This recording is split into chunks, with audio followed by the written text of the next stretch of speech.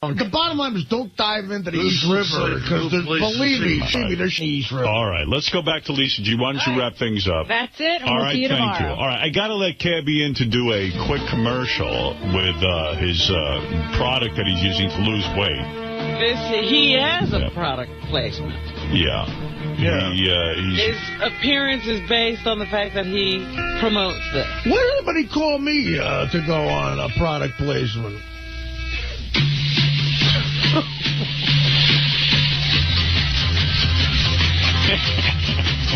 My name is Cabbie and I act like I am 6.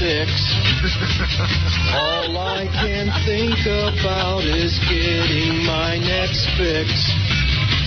I'm a loser and a boozer, common sense I lack. What the hell do you expect when your whole world is crack?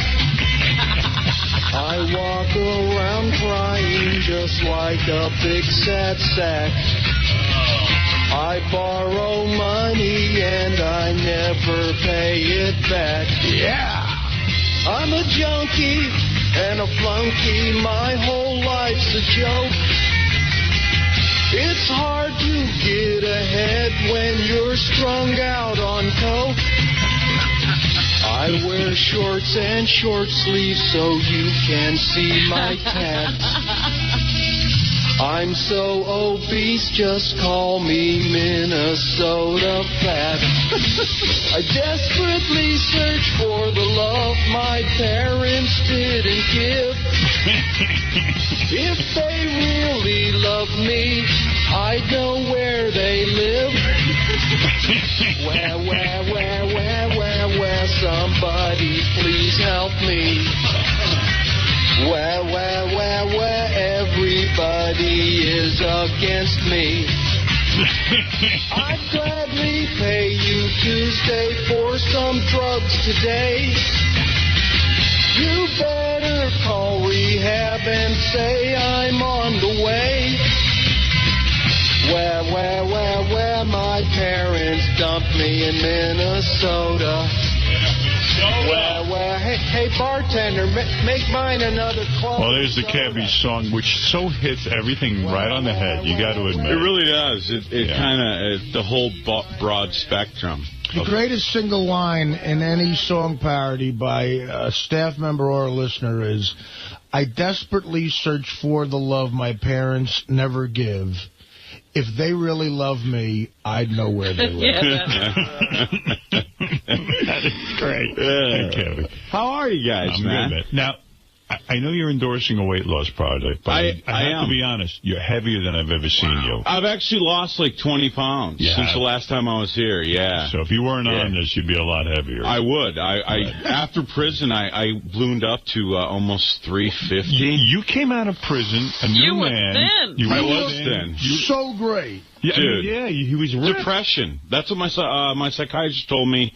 It was instead of doing drugs, I ate, and that's all I did was eat. That's me, man. I relate to Cabbie on that. I really do. What do you weigh now? I think last I weighed, I was 308.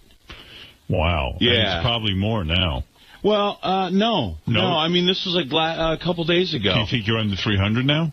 No, I'm probably right around 310. I mean, I got clothes and you know. Right. Yeah. Now, are you still working here? You're working here. Yeah, I work here 1 day a week. I struggle to get I've been here. I'm on Faction every Saturday night. Why don't you get more of a shift? I don't know. I can't even get a fan interview from these people. Serious, they're really weird about talent. Yeah. I have to call my friends in bands to have them call. Some? To call, yeah, exactly. No, I mean, literally, I have guys call in from bands, big bands, Queens of the Stone Age, System of a Down, Korn. They call my show on Saturday night, right? Okay. And then I get in trouble because I don't use the proper procedure of the talent relations department at Sirius. Right.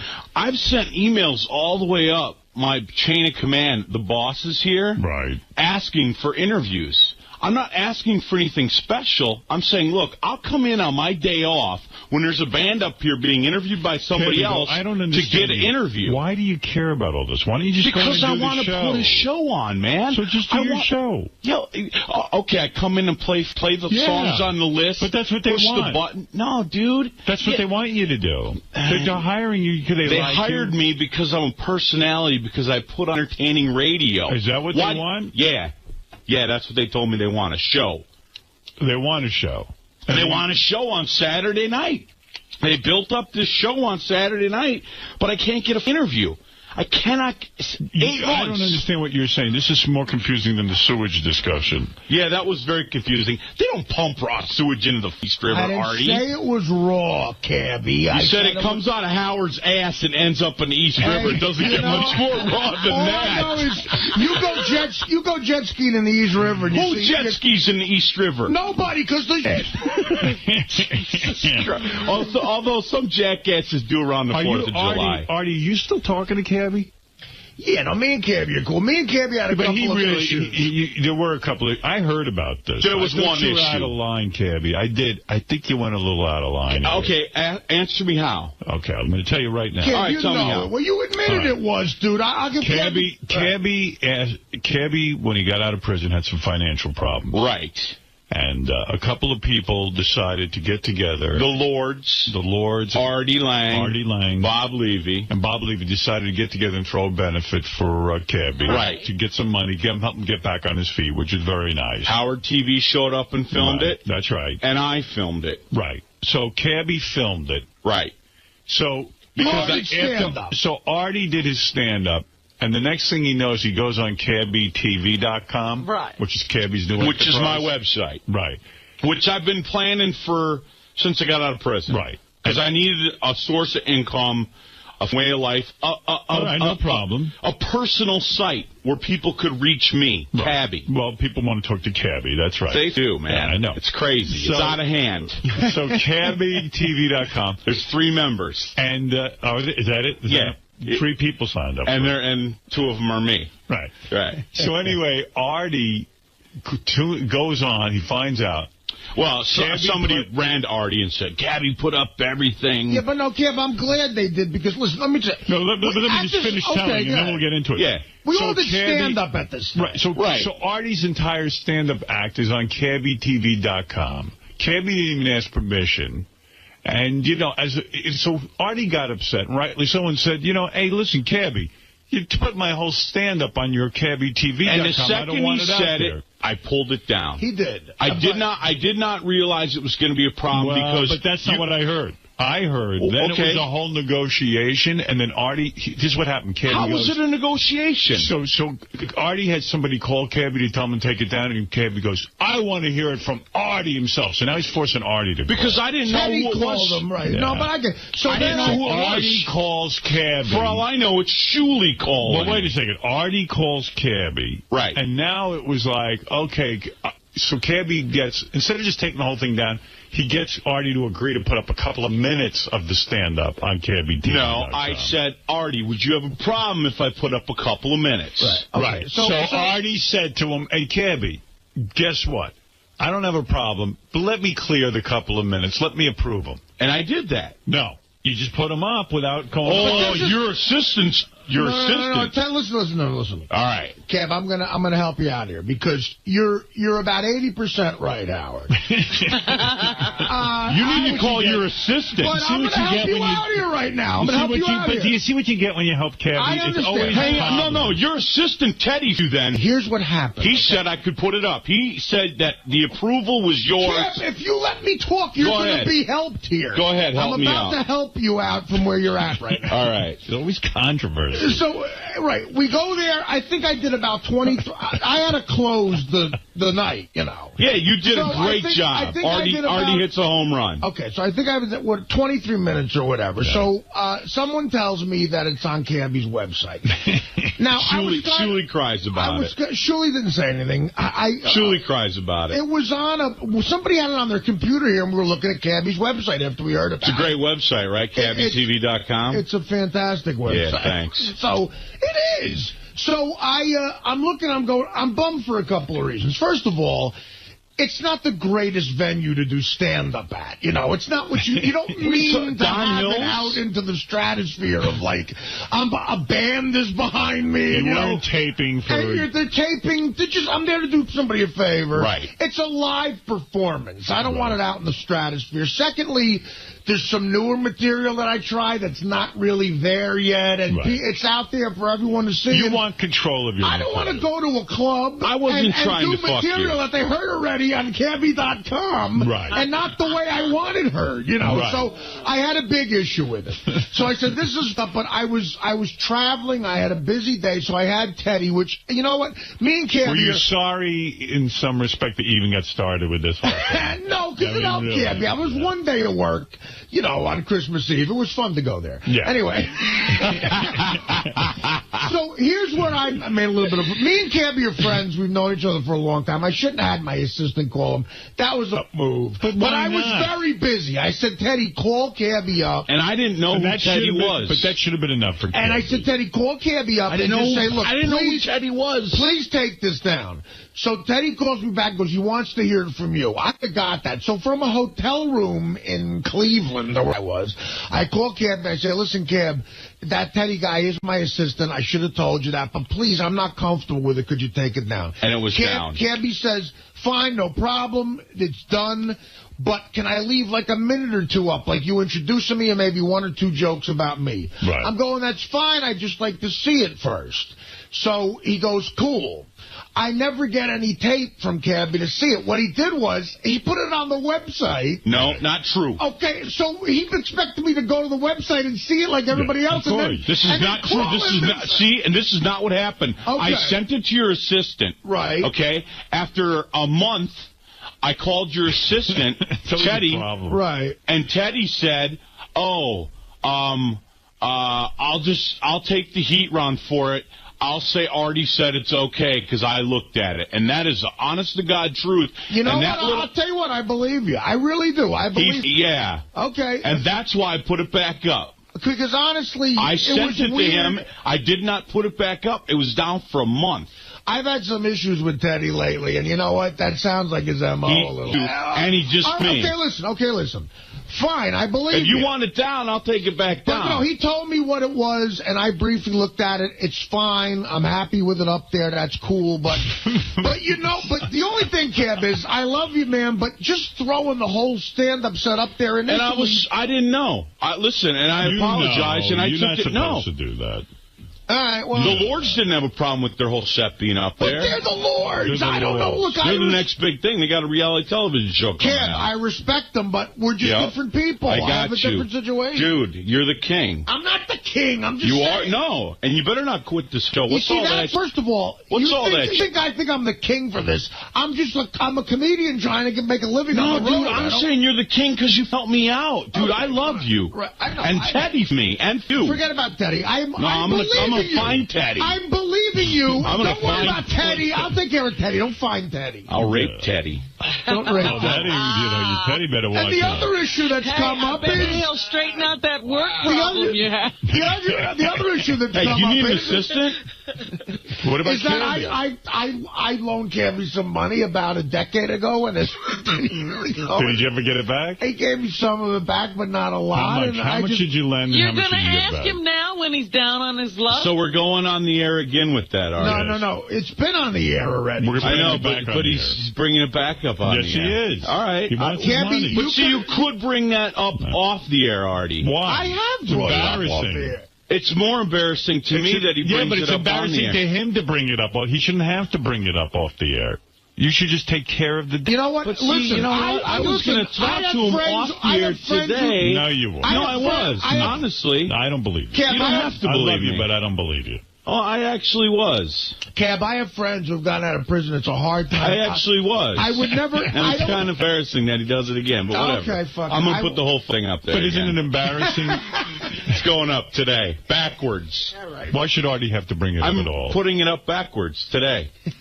You're gonna be upside down on the internet. Give Artie 𝗦𝗵cie𝘄𝗿𝗍.com. Why don't you give Artie $50 a week? I don't see Artie. I'm never here to see Artie. I don't see it. I don't see him. I don't see the guys who give me my paycheck every weekend. I'll send it to Teddy. Don't send it to Teddy. I don't trust that. Yeah. How long have you been out of jail?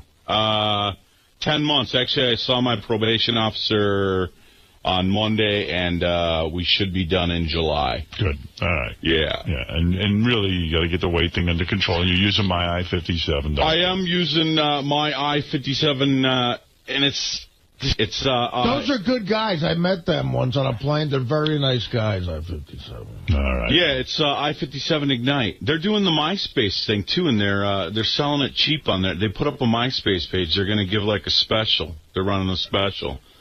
But it's CabbieTV.com, dude. I'm filming TV. I'm filming TV, and that's launching, but I still can't mention it because, dude, why did you bring that up on the air again? I was going to talk to you off the air about that. Can't forget it. I'm sorry. Do you like my shirt? It's great. 𝗛𝗲𝗍𝗏 eats cock. Well, what's your problem with 𝗛𝗲𝗍𝗏? Yeah, I mean, why? I don't know. I just figured, because, the whole news department, they eat cock. Wow.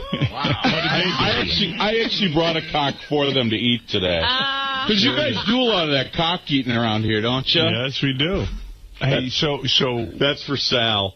Or is it Richard? Who's eating the cock? Are you working at K-Rock now? Well, it's funny. The K-Rock thing, Free FM blew up. Right. And they let everybody go but Opie and Anthony. Right. And right now it's just kind of running on autopilot. Kevin Weatherly's running things. Right. And I still have a job, just pushing buttons. Playing music? Or? Yeah, just playing music. Okay. They don't have jocks yet. No talking. All right, so it's a job. Yeah, no. Tom C's always looked out for me. Yeah, he's a good guy. I'm an earner. Right. I'm leaving here and I'm going to meet a client over there. Right. So, we'll see what happens. They got to hire a PD, and it's going to probably be up to the PD. Right. A lot of names have been tossed around, a lot of rumors. And I heard the name Steve Kingston mentioned. That was, that's a rumor that's been flying around. Hell, Rob Cross, Chuck Roast. Yeah. He's been kicked around. Actually, I might apply for it. He certainly has been kicked around. But, I mean, I think it's big that K-Rock's coming back. Right. I think my personal opinion was that they made a mistake by trying to do the FM talk thing. I agree. I think they just should have stayed playing music. Right. I agree. You left. I don't know why they didn't consult you when they went. Well, I was in prison. I think that was it actually seems like you know a lot more than most of the people who were making all those. When I saw that maybe that's why Tom wanted to see you so badly during that time. Maybe. Wanted to talk to you about the programming. Well, I really honestly also think that they should program it for New Jersey and Long Island and stay away from programming it for New York. New York's a little too hip. Mm-hmm. People in New York have iPods and ride the subways. They don't listen to the hard rock and heavy metal. Hey, you think you're going to be able to stay out of prison?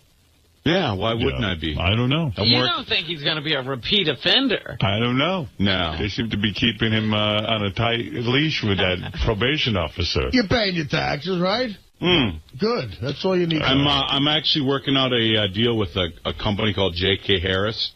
They negotiate a deal with the government for, to settle my tax debt. Thank you for bringing that up, Artie. Yeah, so you got a lot of bills. Yeah, I do got a lot of bills. How much money do you owe the government? Between state and federal, I think it comes close to about $200,000. $200? Right. Yeah. 200. Jeez. You don't have that either. No. Yeah. Well, if I were you, I'd file my taxes every day. I wouldn't even wait till April 15th. I would just file them every day. So, what do I owe?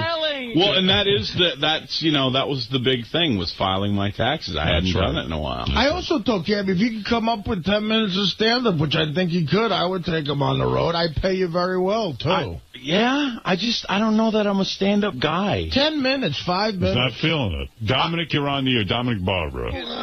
Number one, Artie, instead of paying me the $1,000 you owe me, I'll pay Cabbie's death? First of all, Dominic, no, I'm not going to let you do that. Second of all, when are we going to dinner? I owe you money, man. Number 2, Il Milano.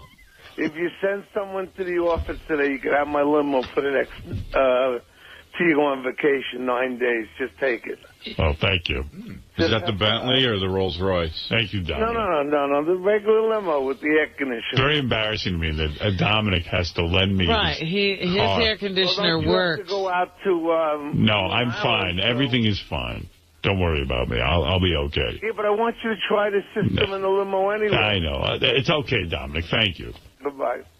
So what happened between you two? Can I ask? Wasn't there like didn't you guys have like a big fight or something? No. It wasn't a big fight. No, I heard like somebody said you and him. It was a dumb on-air fight. He just told me I'm not his bro. That's all. I thought he was my bro. And Howard told me that I'm fat and obese. And I did not someone with a fat fetish would be interested. Yeah, there was a girl who liked fat guys. Is that a bad thing? No. Let me tell you something. No, the girl wrote a letter and said she likes fat guys and she's really attracted to Artie. And then he claimed he did it because he's my friend and it wasn't an on-air thing. It's an on-air thing. I didn't sign up here. It is an on-air thing. I didn't sign up here to be your friend. I signed up to make the show better. I didn't say that. I thought the show better. It's not a friendly thing you do. I thought we were friends. That's all. You've done a million things over the last 6 years to show you're a great friend. A million things. I would think so. That wasn't one of them. That's my only point. That's for the show. But I just was telling you I was doing it out of yes, good radio, absolutely. Right, and then that's it. And he doesn't want to find a piece of ass on the air. If you think it's good, if you think it's good, yesterday he got a girl on the air and he was thrilled. If you think it's good, and she didn't have a fat fetish, that's my point. Who knows if she does or doesn't? We didn't ask her. God, I hope she doesn't. Probably does. But if you think it's good radio, that's okay. Then do it. That's it. And I'm fine. I just thought we were bros. I'll deal with it. And I'll deal with it. I made a mistake. Do you think we're bros? We're not bros. We're brothers. Do you think we're bros? Me and you? Yeah. Absolutely. Really? Of course. How, though? Because I'm afraid to tell you I'm not. I don't need to get obsessive emails.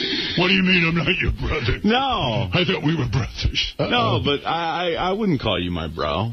I mean, you wouldn't bail me out of jail. Hell no, I wouldn't. Exactly. That's a bro does. No. You wouldn't, like, stand up for me in a bar fight. No. Yeah. Yeah, you're right. I'm not your bro. Right. I mean, I don't take offense to it. Okay. But don't lie about it. Well, listen. I don't think there's anybody doing those things. I don't care. I better lie to you than to deal with you. Yeah. But who are you doing those things for? Nobody. Betho. And who? Betho. Yeah. Hey, so, Cabbie. Yeah. So you're doing well. Did you check out my website? I saw CabbieTV.com. Oh, Howard TV. I knew it. You fucking prick. I knew it. I saw Cabbie such TV. A dick. I saw CabbieTV.com. Howard, if you want to see Cabbie's website, you can either do that or I could just give you the DVD of my stand-up. That might be simpler. I'll give you a No, Cabbie, I'm happy. Do you really think it looks like your site? Because somebody said that. Not at all. Only exactly. My balls, your chin, fat boy. Yo. Are you done getting tattooed? No, not yet. More space is on your skin. Where do you have left? I'm actually thinking about setting a world's record with a tattoo. No, don't put them on your face. No, I can't talk about it. What do you mean? It's another big deal I got going. Me and Cabbie are going to tour as a comedy team. You know what we're calling ourselves? What? 610 pounds. All right, so Cabbie, let's sum up. First of all, why Cabbie's here today. He is a representative of I-57 Ignite. Yes. There's a website called, as you're wearing on your shirt, MyI57.com. MyI57.com. It is a great pill to take. Yes, it gives you mad energy. It helps you when you want to have sex. Right. It helps suppress your appetite. And I'm telling you what. Better than ephedra? way better than a feather. 𝗪𝗏𝗪. Say it with 𝗪𝗏𝗪. 𝗪𝗏𝗪. The owner's wife lost 50 pounds on it. I saw the pictures of her on the You saw her in here with her huge cans? Yes, she looks great. I went out for drinks with them, and I don't drink, but I wanted to drink her up. Let me tell you. Yeah, well, I would have ate her ass right there in front of her husband. 𝗪𝗏𝗪. Are you having Sebby? Yeah, regularly, Robin. Yeah? I'd like to few. I've always wanted to. I do. Are you having sex? Yeah. What's his name?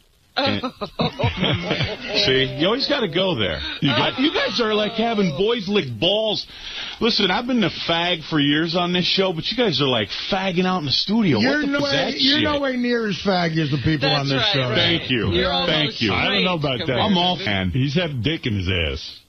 When I was 14. I don't care how I don't do it on the air for money. And when you were in the Army, you had a gay. Nah, dude. You told me you did. I sucked a dick.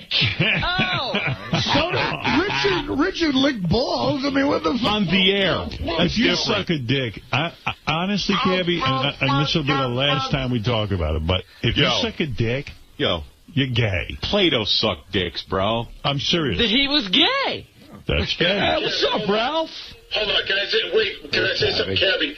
Didn't you say that you received anal? Didn't you admit to that? Yeah. Yeah, that was when I was a kid, man. He was 14. Now you're grown. Did you swallow a guy's load? No. On my shoulder.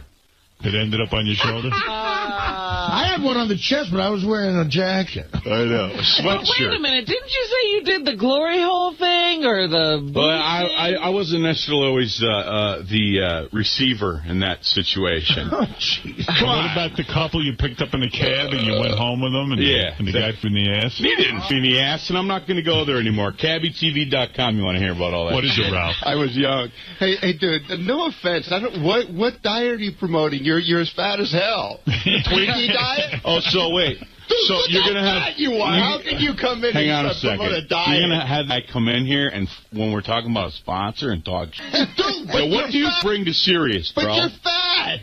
Yo, dude, I'm losing weight. Losing weight. He lost... You're a sorry sack of losing weight. You got to start somewhere. You should go back to jail. That was good for you. You looked good when you I came can't in. believe this guy. This client's... Well, he's a lot not of saying money, anything dude. against the client. He's saying... piece of Not shit, high. piece of You're shit. probably eating Twinkies and washing it down with I-57.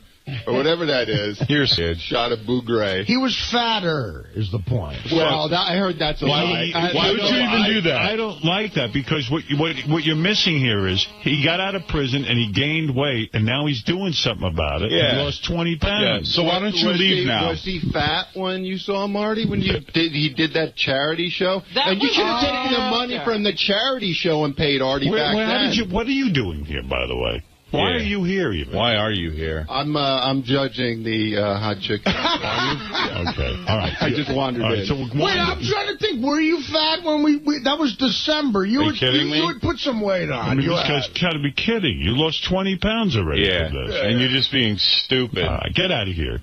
All right, Lose another 60 and then come in. All right. Right. Go suck a cock. That would be your Go suggestion. shave somebody's back. Hey, dude, you're the only cocksucker in the room. I don't know. There's a lot of them on this show from what I hear. Man. It's crazy. Hey, Cab, good to see you. Hey, This is why I voted for Cabbie in the Stuttering John contest. I should have won that. You should have. I voted for you, bro. You were robbed. Because I would never suck a cock on the air like Richard does. Well, All right, I we're mean, going to take a break, and then when we come back, we're going to do this hot chick contest. Hey, Howard. Yeah. I saw some of the chicks. What, you shag these girls off the street? Well, don't say anything yet. We're having a big contest. Okay, I don't know what's going on, but holy I'll fuck. tell you the whole deal when we get back. We'll be back right after Isaac's these. tight-lipped about Wait, it. Howard. I want to hear him. Howard, CabbieTV.com. All right, CabbieTV.com. Check it and out. MyI57.com. Yes, check it. All right, we'll be back Word right money, after these words. All right. Crazy stuff happening on the show today. We had Eli Roth come in and talk today. 888-783-7610. Crazy stuff happening in the hallways of Sirius. The madhouse. And crazy stuff happening on the show today. We had Eli Roth come in and talk about Hostel 2. Cabbie stopped by, and some people are wondering why. Artie gave his detailed explanation of how the New York sewer system works, but let's go to the phones. Bill in Rome, you're on the wrap-up show. Hey, now, guys. What's up, Bill? Both of them Oceans movies sucked anyway. But anyway, I'm kind of pissed off at Howard for having Cabbie in there again. Why does he keep on having them back in there? I mean, all he does is use them. Yes. You know what? The audience wanted us to have him back in because we hadn't finished yelling at him. Really? Oh, okay. Like people, after that whole thing went down with him using, doing the website and everything. Right. Like people wanted us to sort of confront him and ask him what was going on. Right. And I find him interesting on the air. I admit, like Will walked by me today. And I've always been a Cabbie proponent in the sense of, like, I love him on the air. And off the air, I've always had sort of a soft spot in my heart for him. And we'll walk by today, he goes, "You're done with him, aren't you?" I go, "A little bit.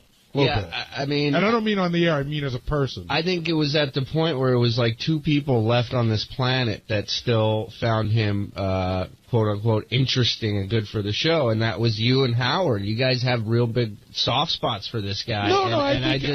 I just think he's constantly pissed in your guys' faces for years and has no respect for any of this. I'm going to go out on a big limb right now, by the way, and I know it's a sore spot. Teddy took a lot of flack on the show today, but I don't believe Cabbie for a second. And when Artie was doing the whole rap, well, Teddy's been messing things up, I believe you, Cabbie. I'm like, why would you sell your third nickel? That was horrible. I love Artie so much, but to not investigate it before you go, oh, yeah, you're probably right, Teddy did that. Yeah, because, I mean, Cabbie has no credibility in this area. But even if it's just not... Teddy, did you do it? Yeah, Teddy, did you feel like Artie wasn't backing you up? What happened was, okay, he came in last time. Artie saw, back there, he saw the website. He saw 35 minutes, his whole set of stand-up on the website. And can I stop you for a second? For Cabbie to have the audacity to say that he didn't know that Artie would care... But, it would be bad to put a musician's 35-minute set up there. But when you start putting a comedian's set up on a website, you're taking away. People don't want to hear comedy over and over again. It's one step further than that because it's the comedian's set who did a benefit for you to put money in your pocket. So I thought that was a thing when Cabbie said, I didn't know that would be a problem. Go ahead, Teddy. No. So then, so Artie came in here. He didn't even come on the air that day. He just handed me a piece of paper. It said, after wrap-up show, call Cabbie and have him take it down immediately. I called Cabbie. That whole thing went down. I want to talk to Art myself. I got him in touch with Artie. They agreed he was going to email me a 2-minute clip. He emailed it to me. Unfortunately, I couldn't really get... It's not like I can print it out and show Artie. I needed to get him near a computer. I didn't get him near a computer. So I saw it, and I said, you know what? I called Art, left a message saying, call Cabbie back and say it's fine. I saw it. Trust me, it's fine. He didn't call Cabbie back, so it did sit for like 3 weeks. Cabbie calls me 3 weeks later and goes, what the hell? Why didn't you tell? And I said, Cab, I'm sorry. I already should have called you. I've seen it. I'm making the executive decision here. Just put it up. It's fine. He puts it up. And then, so it did. I mean, honestly, it was, I feel bad for Cabbie as well. I mean, I know. Well, you know what, though? He didn't deserve to get that much. No, he should have never. Here's the argument. He should have never put that up in the first place. Yes. He should have known enough not to do that. And again, to defend Teddy on the Artie thing, Artie has no computer, no BlackBerry, no phone. When Artie shuts his phone off, you call him, you don't get voicemail. You get a message that says, this number is no longer in service. Right. And he does that on purpose.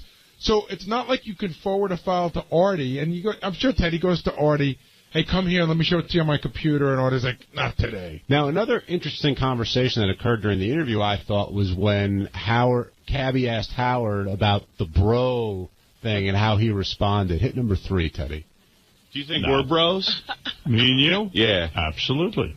Really? Of course. How, though? Because I'm afraid to tell you I'm not. I don't need to get obsessive emails.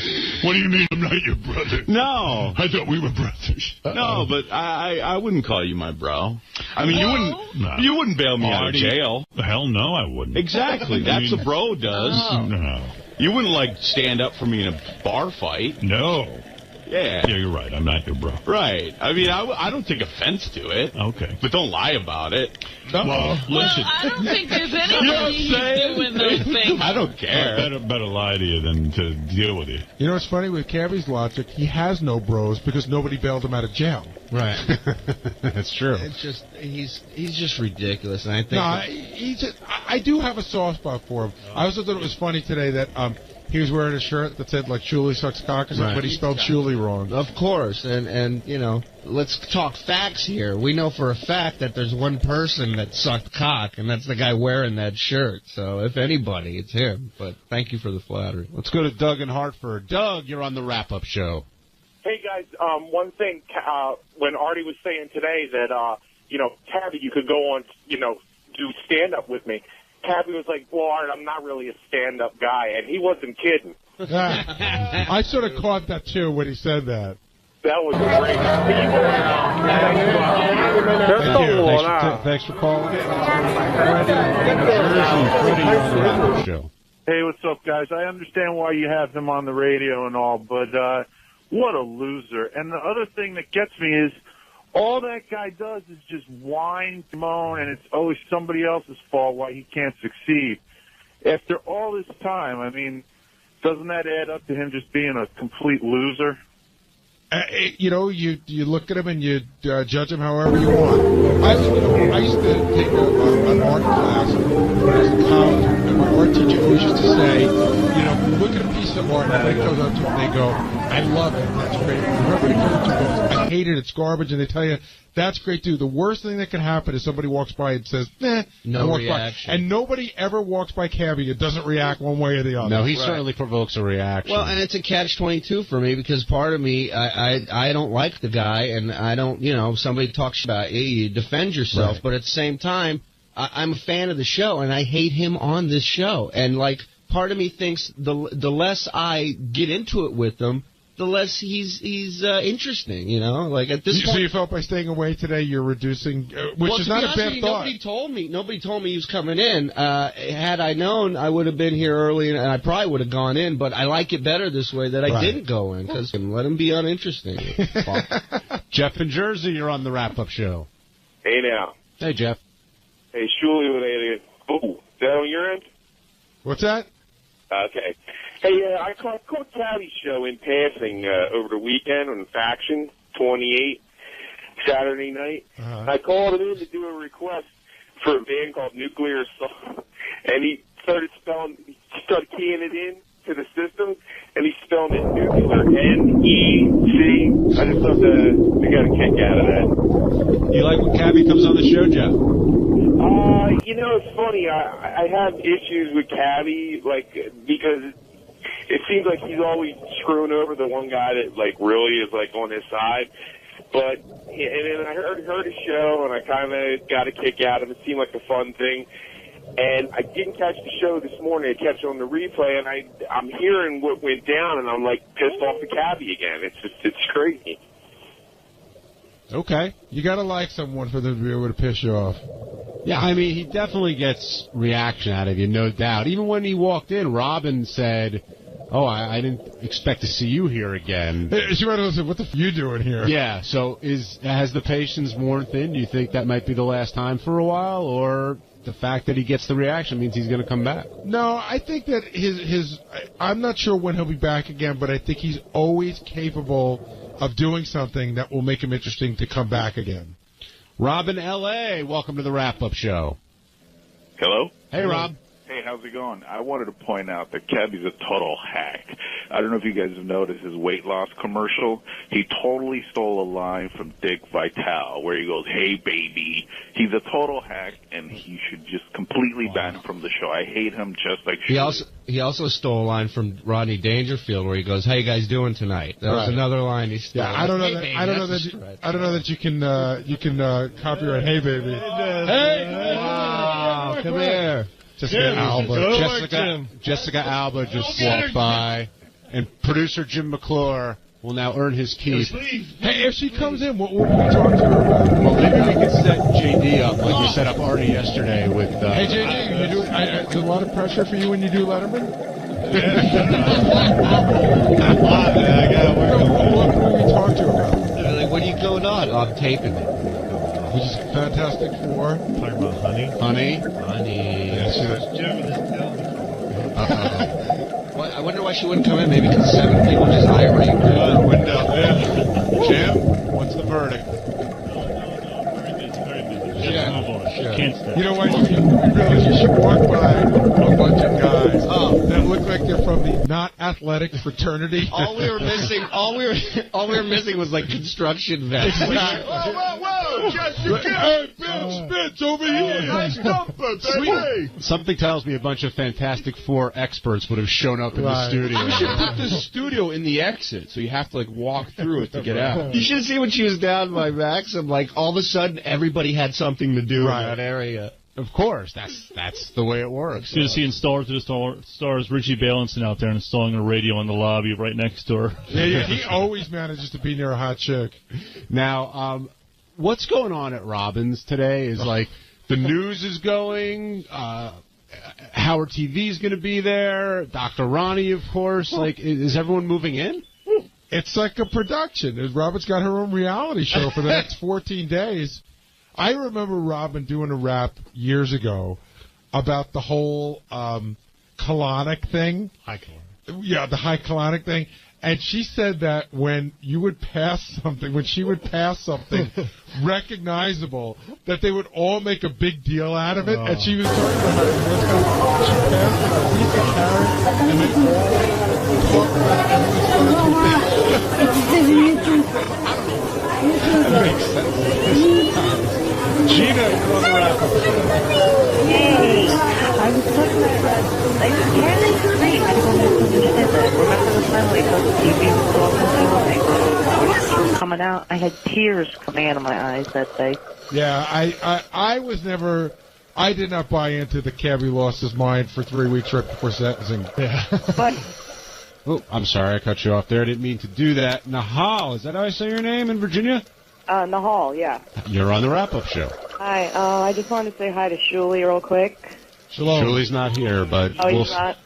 Okay, well, anyways, I think Cabbie is a loser, and I think he's boring, and whenever he's on the radio, I just turn it off. Do you really? I know people say stuff like that all the time, but do you really turn it off? No, I really do, because everything he says on the air is just and it just sounds so, like, made up, and like he was thinking about it before he came into the studio that day. He did think about a lot about his website today. Are you aware he's a Gulf War veteran? I don't give up what he says. I don't believe anything that comes out of his fat mouth. Okay, thanks, Nahal, for your point of view. Let's go to John in West Palm Beach. John, you're on the wrap-up show. Hey, guys, how you doing? Good, John. What's on your mind? No, I was just thinking, you know, with Artie, with all his problems and everything, and I hate to lose Artie on the show.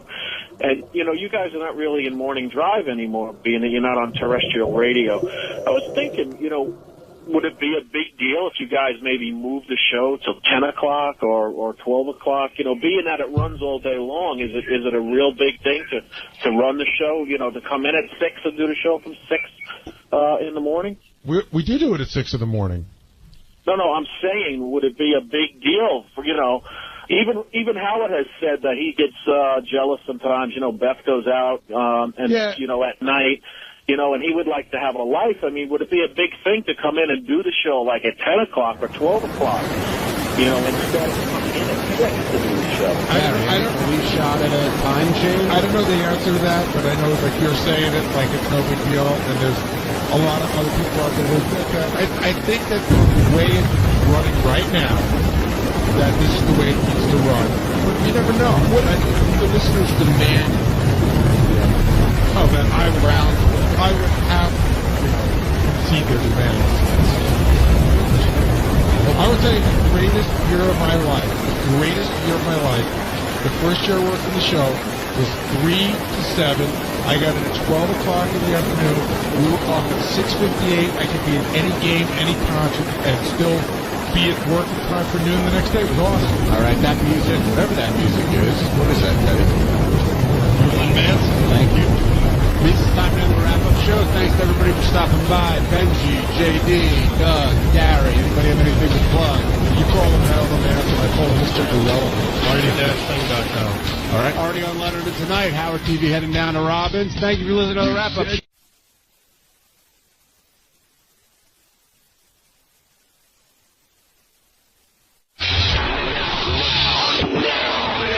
The Howard Stern Show ends, and the wrap-up show begins. Welcome to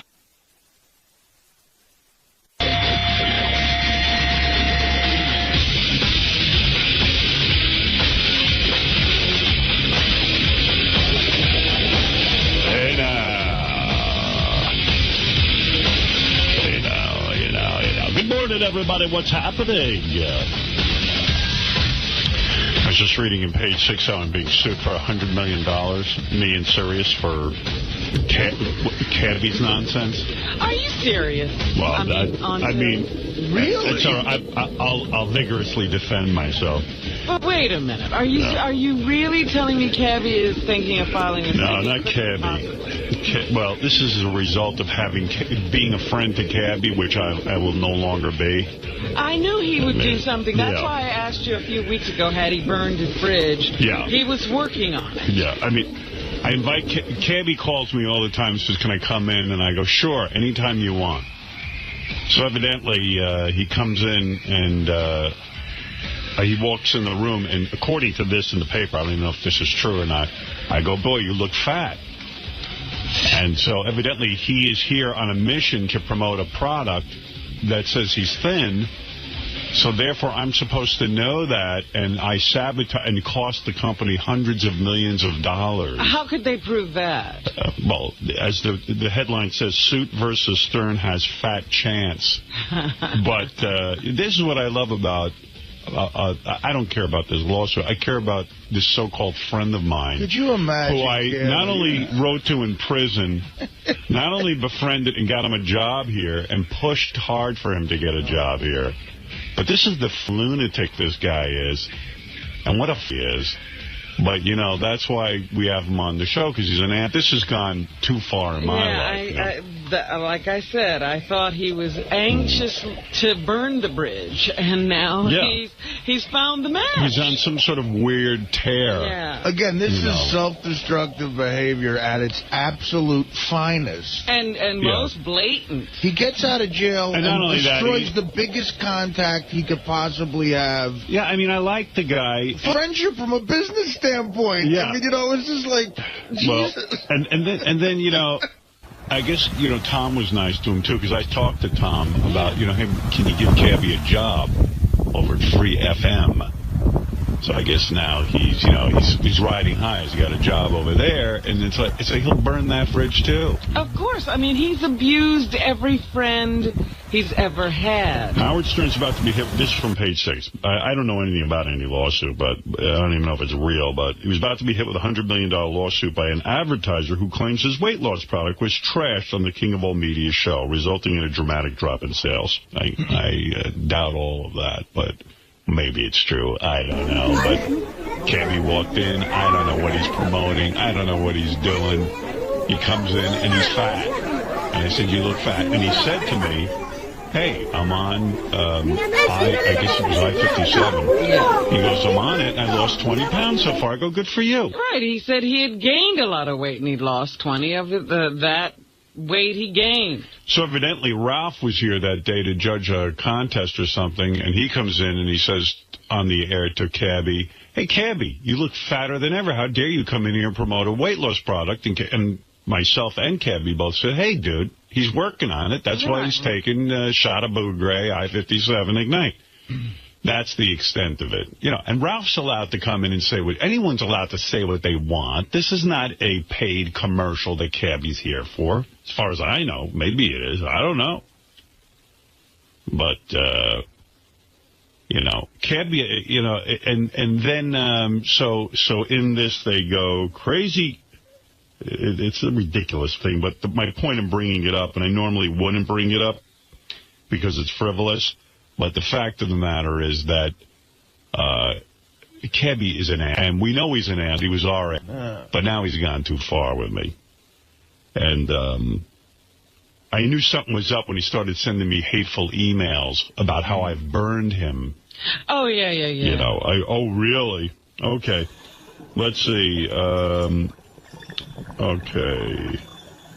Howard Stern is about to be hit with a $100 million lawsuit by an advertiser who claims his weight loss product was trashed by the King of All Media show, resulting in dramatic drop in sales. Kelly Lockwood, CEO of 𝗦𝗵cie Nutrition, told Page 6 he shelled out hundreds of thousands of dollars to promote his fat-burning 𝗦57 Ignite on Stern's Gab Fest on Sirius. On June 6, he said 𝗦𝗵cie, a.k.a. Crazy Cabbie, was on the talk show about how he shed 20 pounds with the product. No, that's not why he was on the show. He was on my show because he's Crazy Cabbie and he's a friend of mine. It's the only reason he's on the show. And if a guy walks in here and he's fat, I'm going to comment that he's fat. And he explained that he is trying to lose weight with 𝗦57 and has so far lost 20 pounds. So good. That's it. Has nothing to do with disparaging a product. The first thing out of Howard Stern was, the first thing out of Howard's mouth was, geez, Cabbie, you look fatter than ever. Well, I have to listen to a tape if I said that. And if I said that, I'm fine with it. So what? What is that? That doesn't disparage any product. How is that disparaging toward the product? Because Cabbie is fat. I know a lot of people on the zone and they're fat. That's the reason they're on these things. They're fat. The first thing out of Howard Stern's, then Stern's sidekick. No, he's not my sidekick. He's Ralph. Says to Cabbie something like, no, Cabbie, this is not the first thing. I have nothing to do with what Ralph says. And Ralph came in late in the appearance. He said, what the hell are you doing in here promoting a weight loss product, you fat piece of shit? Why don't you lose 60 more pounds and then come back? So, fine. And then the owner of the company goes, this was horrendous for us.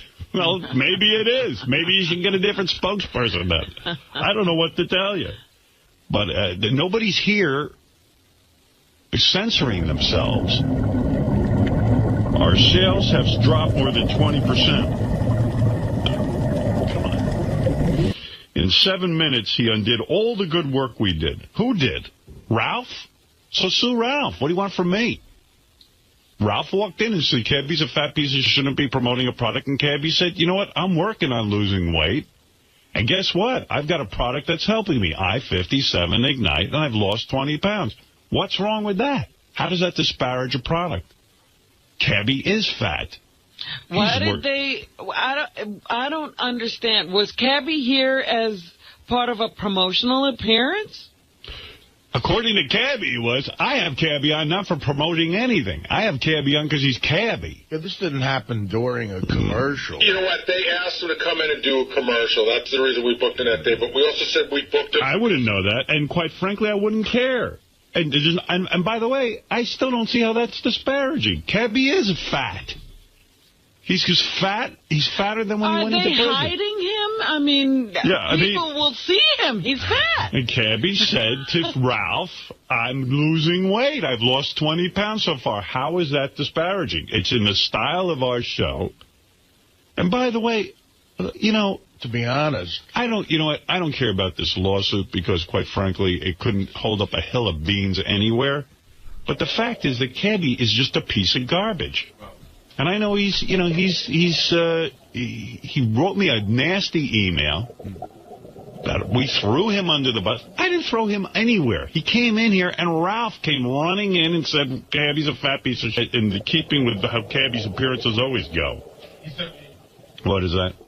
He sent me a note on Father's Day to tell me that he's done with the show forever. Yeah, good. But good. We're done with him first. Jason pointed out something. If you're curious to see where this smack in the head, if you're curious to see where the story might have come from, amazingly, 𝗻𝗁𝗁𝗏 is spelled correctly and 𝗻𝗁𝗏 isn't. Right.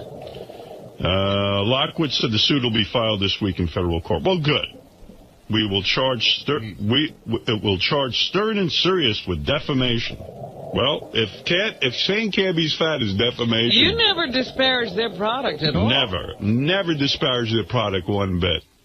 In fact, the fact that they can get Cabbie to lose 20 pounds is remarkable. And they know that, and this is them trying to get publicity. But I don't even care about the company or any of that suing me. What I care about is that this guy, who I've done, I've gone out of my favors for, yes, including going on the line and trying to get him hired places. It could be such a, and you know what? He deserves all the bad karma he gets. And, I think I'm guilty mostly of when Cabbie got out of jail, I didn't get him a job for $1 million because that's what he was banking on. Right. Well, actually, he was just banking on you giving him money. Yeah. and by the way, and Artie went out and did his charity benefit, which was absolutely, and Artie's doing that because Artie's on our show and is being friendly to Cabbie. Let's call a spade a spade. I didn't see anybody else jumping on the Cabbie bandwagon. Didn't the whole comedy community? Yeah. Ken, you're on the air in Fort Dix. It was me, Shuley, and Levy. That is the comedy community. I know I'm a target, and people are always going to try and make money off me and sue and then carry on and get publicity and all this other. I feel very comfortable saying I didn't disparage anybody's company at all.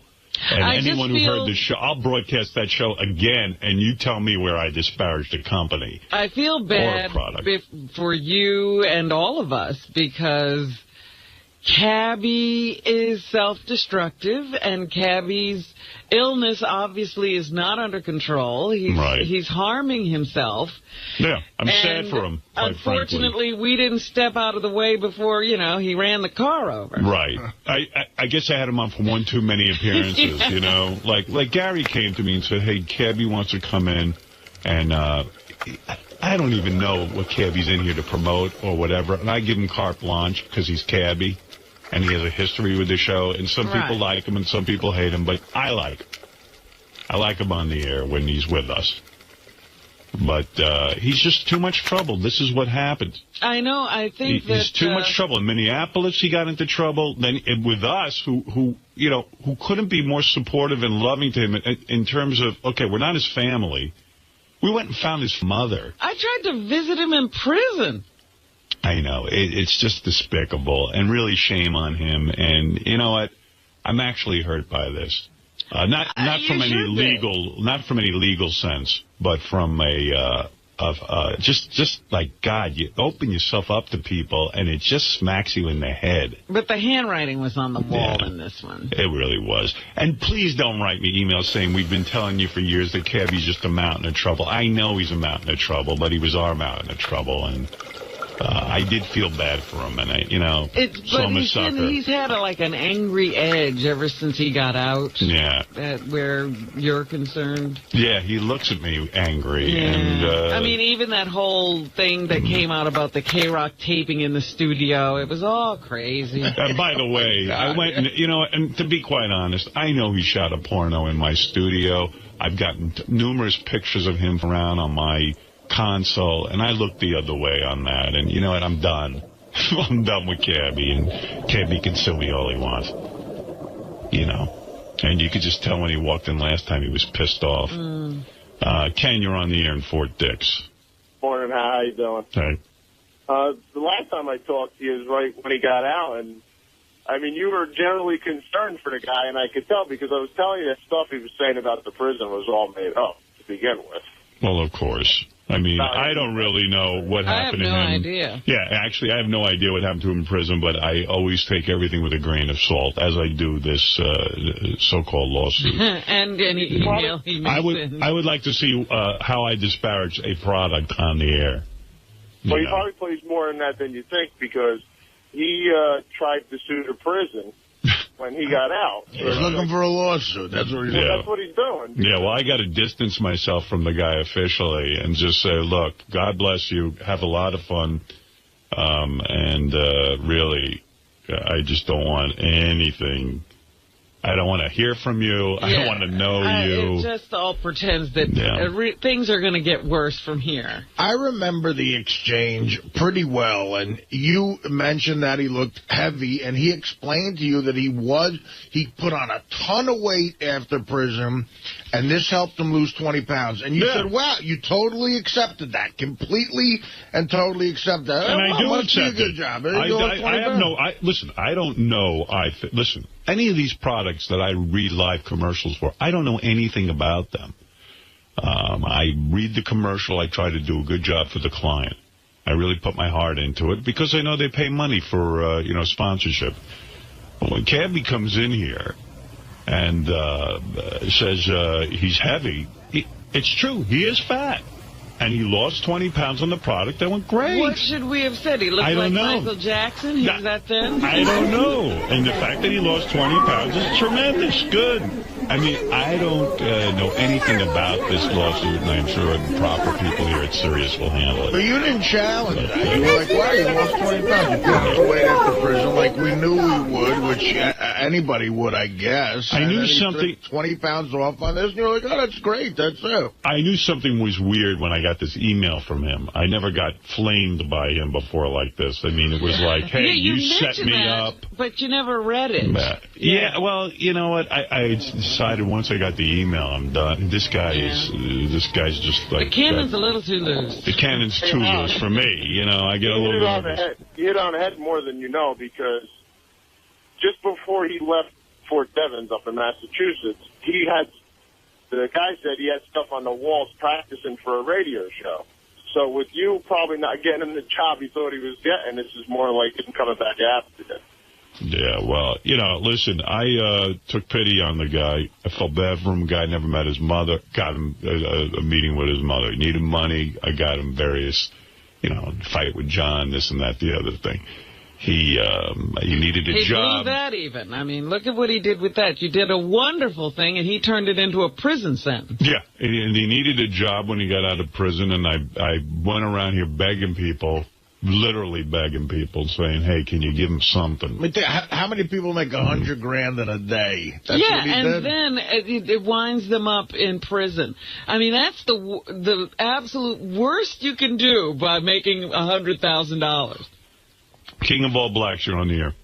I knew something was going to happen that day. Because we were in the green room before he went on, before we went, me, him, and the weight loss lady with Robin. And I saw you on Access Hollywood, Robin, last night. Anyway, so he was pissed off at you for some reason. Like, he was just like, I'm going to get in there. Yeah, I don't care. You know what? I'm going to drop it, and you won't hear me talking about him. One more thing. I just want to say one thing that was the crazy. He took out a bacon and egg sandwich on a hero roll and ate that with a soda. Now, and when you went in, it was the weirdest thing because you were sticking up for the product. I heard you. I have no problem with the product. Listen, honestly, I've never taken the product. I don't know if it works or doesn't. If Cabbie comes in on my show, it ain't because he's promoting a product. He's coming in because if he wants to promote stuff, I let him. The fact of the matter is, he walked in, he was heavy, and he announced that he lost 20 pounds so far on this new program. And I said, great, good for you. That sounds terrific. And Ralph comes in later in the show and says, Cabbie, you're a fat piece of shit. You shouldn't be promoting anything. That's Ralph's business. I don't know what he's saying. And quite frankly, there's nothing wrong with saying that. It doesn't disparage the product. The product has worked. And Cabbie explained to him he lost 20 pounds so far.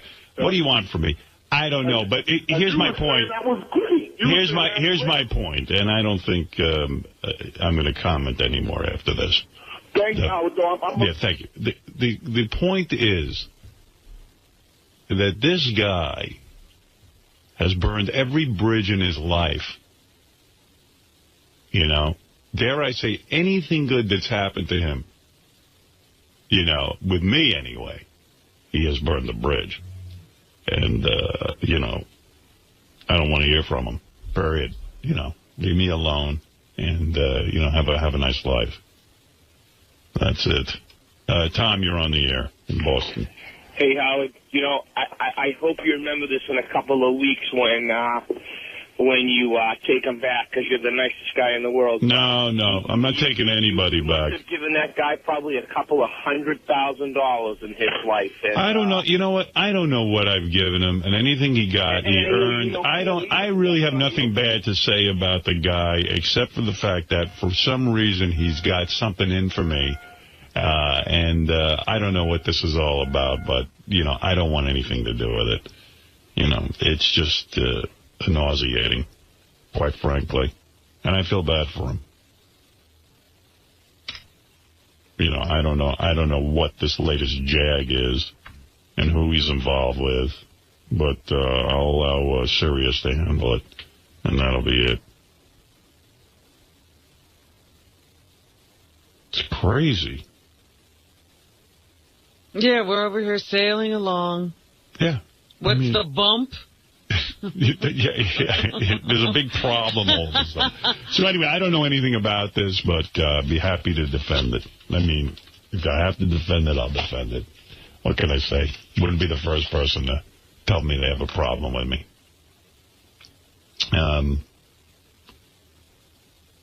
But that's that. Yeah, Mike, you're on the air in Boston. Hey, now. Hey, now. Hey, Howard, I got two. First of all, this whole thing with Cabbie is, you pointed out he was fat. If he wasn't fat, he wouldn't have been on the product.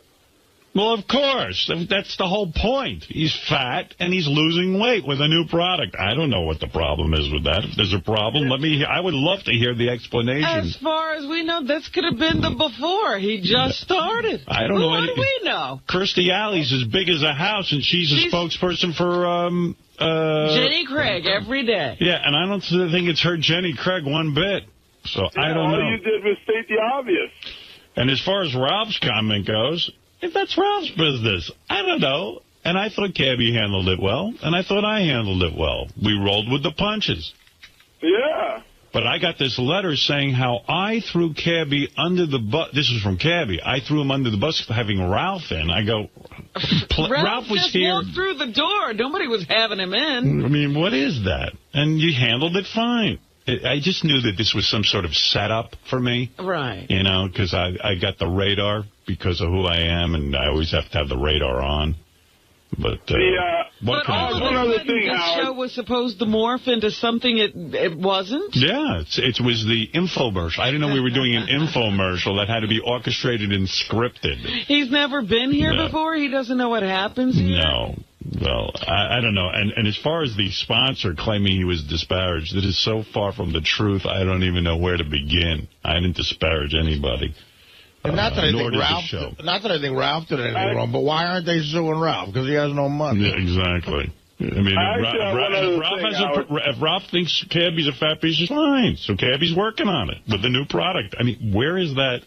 Where is that? I don't even know that this is for real, quite frankly. Right. They said there were plans to file, not that something has been filed. It's just that I don't like being used like this. And quite frankly, I did a very good job for that client. And I believe I did, my heart and soul. Well, they had great sales, they said.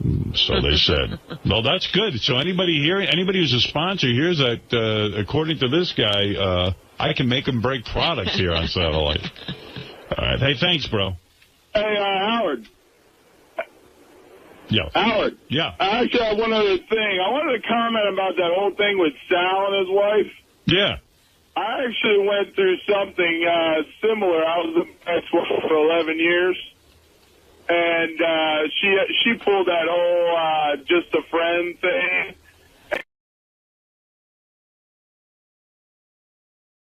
Pineapple Express, my new movie, and I feel good. I have no secrets. I'm ready for this experience. So, are you excited to be on Howard's show? Are you a big fan of his? I am. He's just like a fucking filthy dude. But, you know, I'm used to talking with Jay Leno and shit, so it's nice to talk to. Be a little different. It likes to be a little different, yeah. Someone who I actually find, like, really hilarious. So that'll be good. Cool, man. All right, have fun in there today. Thank you, sir. All right, Seth Rogen is the star of the moment. His movie Pineapple Express made $22 million this Still weekend. behind Dark Knight. Still, yeah. There he is. That's the guy. Hey now. Hey now. All right. How you doing? I'm great. Now, when you have a movie coming out like Pineapple Express, and you wrote Knocked Up, right? I didn't. I executive produced it. I helped write it, though. I wrote Superbad. You wrote Superbad. Yeah. You helped write Knocked Up. Yeah, and Pineapple Express. So when you got two movies under your belt that have done real well, are you nervous for the weekend when they're supposed to call you and tell you how the movie's doing? I get a little nervous. Luckily, you know, these movies are pretty fucking cheap on the grand scale of things. Like, what does Pineapple Express cost to make? Cost $26 million. That's with all the advertising and everything. The advertising's separate. They usually they spend about the budget of the movie on advertising. Right. So let's say like $50 million altogether. Okay. And we've made like $43 million like in the last 5 days. So That's like fabulous. we're out of the fucking woods. Thank God. I mean, if I made like Batman, I'd be paranoid. I mean, obviously they made a shitload of money, but is it scary to get in the movie business? I mean, because you fuck up and it's like all your friends don't want to know you. They laugh at you. They don't want to know me anyway. I was the fuck up before I got into movies, but it's yeah. How did you get into movies? I mean, because it's crazy. You smoke a lot of weed, right? Yeah, I smoke weed. You smoke weed like every day of high school, right? Yeah, every single day of high school. So when you write a weed movie, because I saw the movie, I laughed my ass off. I thought it was really funny. Do you smoke weed still? No, I can't handle weed. Really? I get so paranoid that I... Do you think it's because it got stronger since when you smoked it a lot? Yes. In fact, the last time I smoked, I swore off ever smoking again. This was in California. And I thought it was laced with something. I had no idea that weed has gotten so intense. It really has. Yeah. I mean, and you can handle it? You don't get paranoid feelings? No, I mean, if I'm in the right suit, like, I can't smoke weed, like, when I'm shooting a movie because I get fucking paranoid because there's just all these people around and I never know who's going to yell at me or anything. But you make it look so great. I mean, you make weed look so attractive. I mean, through the whole movie, you're smoking and you're having so much fun with your weed and everything about weed. And you make your best friend becomes your best friend because he's your weed dealer. Exactly. And he's having a great life. It's not like there's anything bad about it. Are you worried you're saying to the kids out there, kids, weed is the answer? I'm not worried about that at all. I think it is the answer. I'm encouraging that message. The best thing is he's like a 30-year-old guy who's dating a high school student. Yeah, exactly. I think that's also the answer. I think you should smoke weed and date high school girls. She's cute as hell, too, the chick in the movie. She's hot as fucking shit. Her name's Amber Heard. I recently heard she's a lesbian. I don't know if it's true or not. Someone told me that. I think that could be like her publicity, like Lindsay Lohan, like she's riding the coattails of that. But I met her at when we were doing the movie. What's funny is she was dating like a 35-year-old guy, and she didn't get that that was the whole fucking joke. Wow. And I felt bad for the guy because he was there, and all day we're shooting the scene, and we're just like, man, I'm such a cretin for dating this young girl, and he's fucking standing there the whole time. He didn't care. But then I read into her a few months later, and she was dating Crispin Glover. Oh, and I was like, wow, like that's weird. That's the weirdest fucking end of that spectrum you could possibly go to. Crispin Glover gets hot chicks like that? He gets the hottest chicks ever, Crispin Glover, and it's because he's a fucking weirdo. I don't know why it is. And by the way, you're starting to become a sex symbol. Does that freak you out?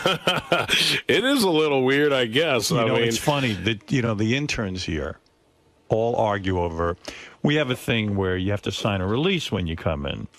And the interns present the releases? If they're a fan of a particular star who's coming in, they get to do it. So two of the female interns were arguing, I'm going to hand them the release, no, you're going to hand them the release. And they were both really pissed off if they didn't get this. The other one got to hand me the release. And they were both really into you. I mean, and they're hot chicks. It's great. It's I know it's bullshit. It's still fresh in my head how I really do. You still got the same girlfriend, right? I do have the same girlfriend. How many years you been with her? Over 3 years. Over 3 years. And it's great. I can honestly say it's a wonderful relationship, but it's fun. I mean, you haven't fucked anyone outside of? I've not. I couldn't. But you're starting to get a little crazy, aren't you? I watch a shitload of porn and jack off all the time.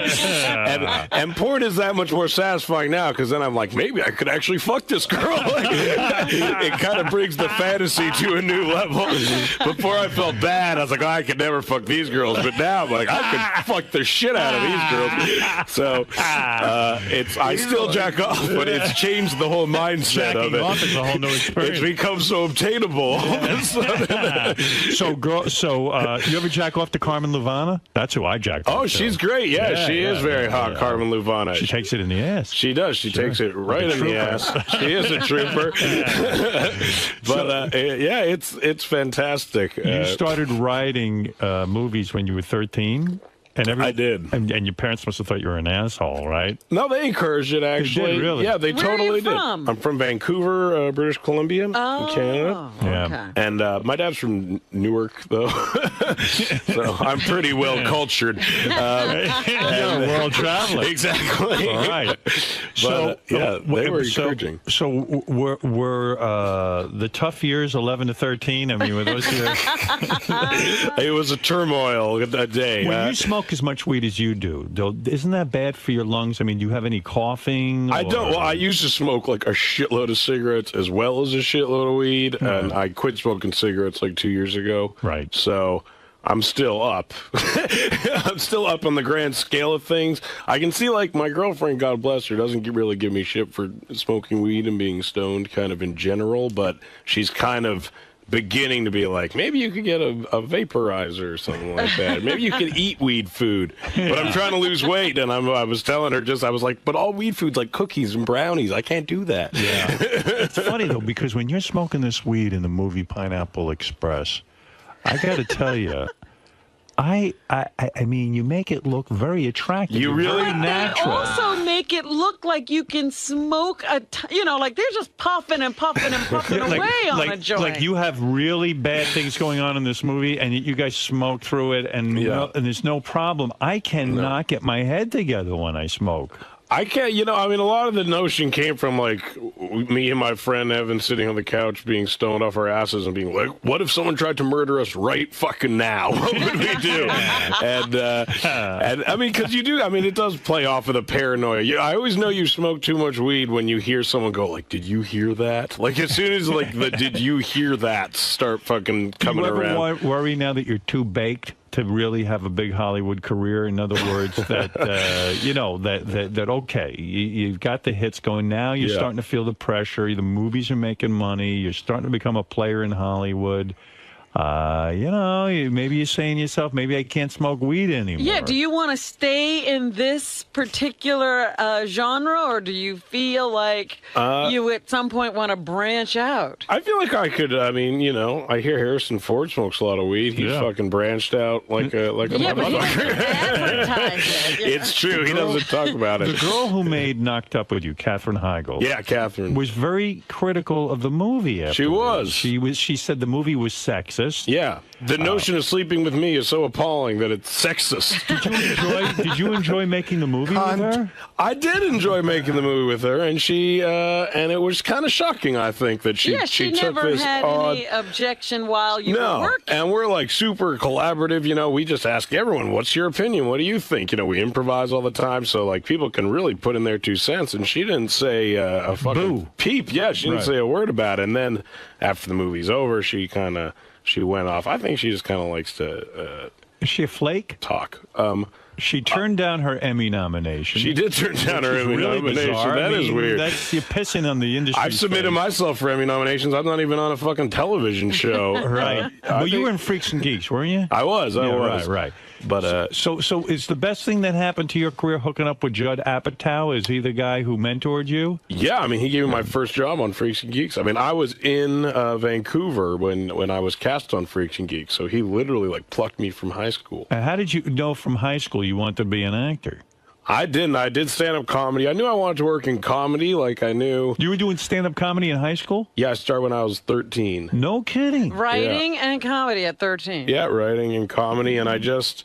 it just became clear that, like, you could be funny for a living, Like, as soon as that...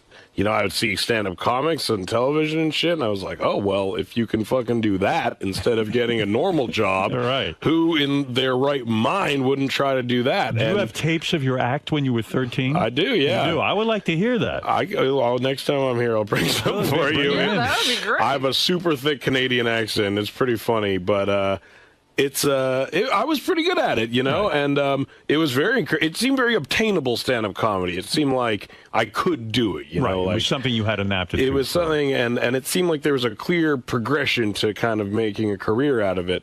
But then at the end of high school, I wasn't going to graduate. I basically dropped out. Right. So I decided to start auditioning, and I auditioned for Freaks and Geeks. So not only did you start writing at 13, you dropped out of high school. You're incredibly successful. Yeah. And I smoke weed all day. Yeah, I mean, you're not a role model. I'm not. Maybe I'm the greatest role model. I'm the most obtainable role model there is. How are you losing weight? Crystal meth? Or? I am. It's a lot of ice. I just the teeth jittering alone burns calories. So now you're such a big star. I read that you're going to star in the Green Hornet. Yeah, me and Evan, who wrote Pineapple and Superbad with, we're writing a Green Hornet movie. Evan is not the kid from Spider-Man, is it? No, that's James. Evan is just he's just a Jew I went to high school with. He's a Jew. Yeah, he's you a Jew. admit that. Yeah, I admit that. and he's your writing partner. His only credential is a Jew. That's all you need in this fucking business. Exactly. Does Evan want to be on camera? He has no interest in being on camera at all. Yeah. Maybe he'd be good at it. Isn't he a little resentful? You're the guy who gets, he's Bernie Taupin. I know, exactly. That's and I fuck him in the ass too. we try to emulate that relationship to the fullest of its potential. He doesn't want to. Actually, whenever it's time to do press, he shaves his facial hair in a really distracting pattern so that the Sony publicity people don't want to put him on camera. I see. It's a pretty good strategy, actually. So you're the front man of the writing. I'm the front man. I'm I'm the elder Are you writing Green Hornet together? We are writing Green Hornet together. Is Green Hornet a now, comedy? Is Green Hornet gonna smoke pot? And Green Hornet will not smoke pot. That's what the green is. Exactly. Green. I mean, it's not. By the way, Elton John does not fuck Bernie Taupin in the ass. No, please, let's straighten that out. Dirty straight? Okay, for the record. I'm just saving the lawsuit. I will giant lawsuit. Yeah, well, I don't know. Someone there is getting fucked in the ass. Exactly. Someone's fucking someone in the ass. I don't know. There's shit on a dick. So wait a second. The Green Hornet. One thing I say about superhero movies. Yes.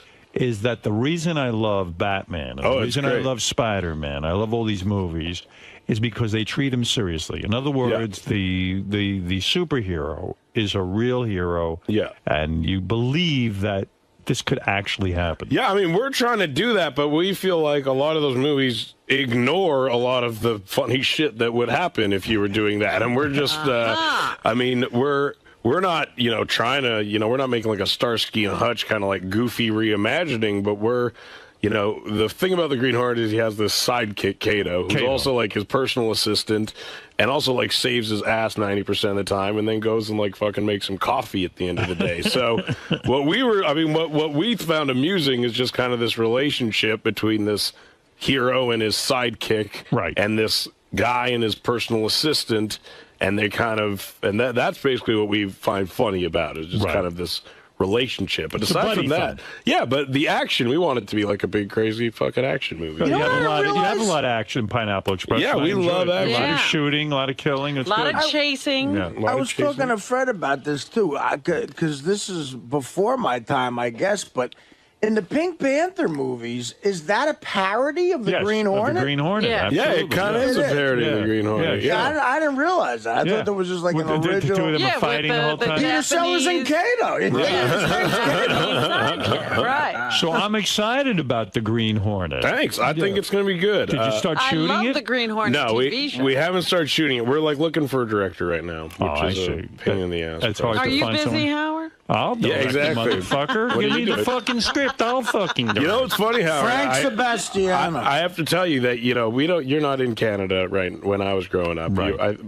So the first time I saw you was in Private Parts. Like I had never seen. I'd heard your name, but to me you were like a movie star, which is a really weird. Which in retrospect is a weird thing. But that was like my first taste of you was as a movie star, and it was pretty interesting. And I thought, like, wow, what a great. I'm just a movie star that hasn't made another film. Exactly. I'm the laziest movie star on the planet. You are. Movie star. He made one film. Anyone in your life believe that you would ever become a movie star? Because you don't have the Brad Pitt look. No, not at all. This kind of thing. You know what's funny is, like, in my head, I remember when I was young, I'd literally, like, make a list of, like, the chubby, overweight guys. And every time, like, I do, like, Vincent D'Onofrio, I was like, ooh, he kind of is shaped like me. And then, like Philip Seymour Hoffman became famous. I was like, yeah, there's another one. Paul Giamatti. Paul Giamatti. Oh, that was cute. Believe me, when I saw Private Parts, I was like, that fucking guy is my meal ticket. Right there. And so, no, definitely not. But that being said, I mean, there's guys like John Calick. I'm not the fattest, ugliest fucking guy ever to be in a movie. Now, the guy you cast in the movie with you in Pineapple Express is the kid from Spider-Man, the good-looking kid who plays the Green Goblin. Yeah. How did it happen that this kid plays a stoner, drug dealer, and does such a good job? He's really funny. He's amazing. You know what's funny is I've known him for years. He was on Freaks and Geeks with me, and that was almost 10 years ago. And then he went off and did these really dramatic things. And did you always say in your mind, I want to be in a stoner movie with this kid? No, not at all.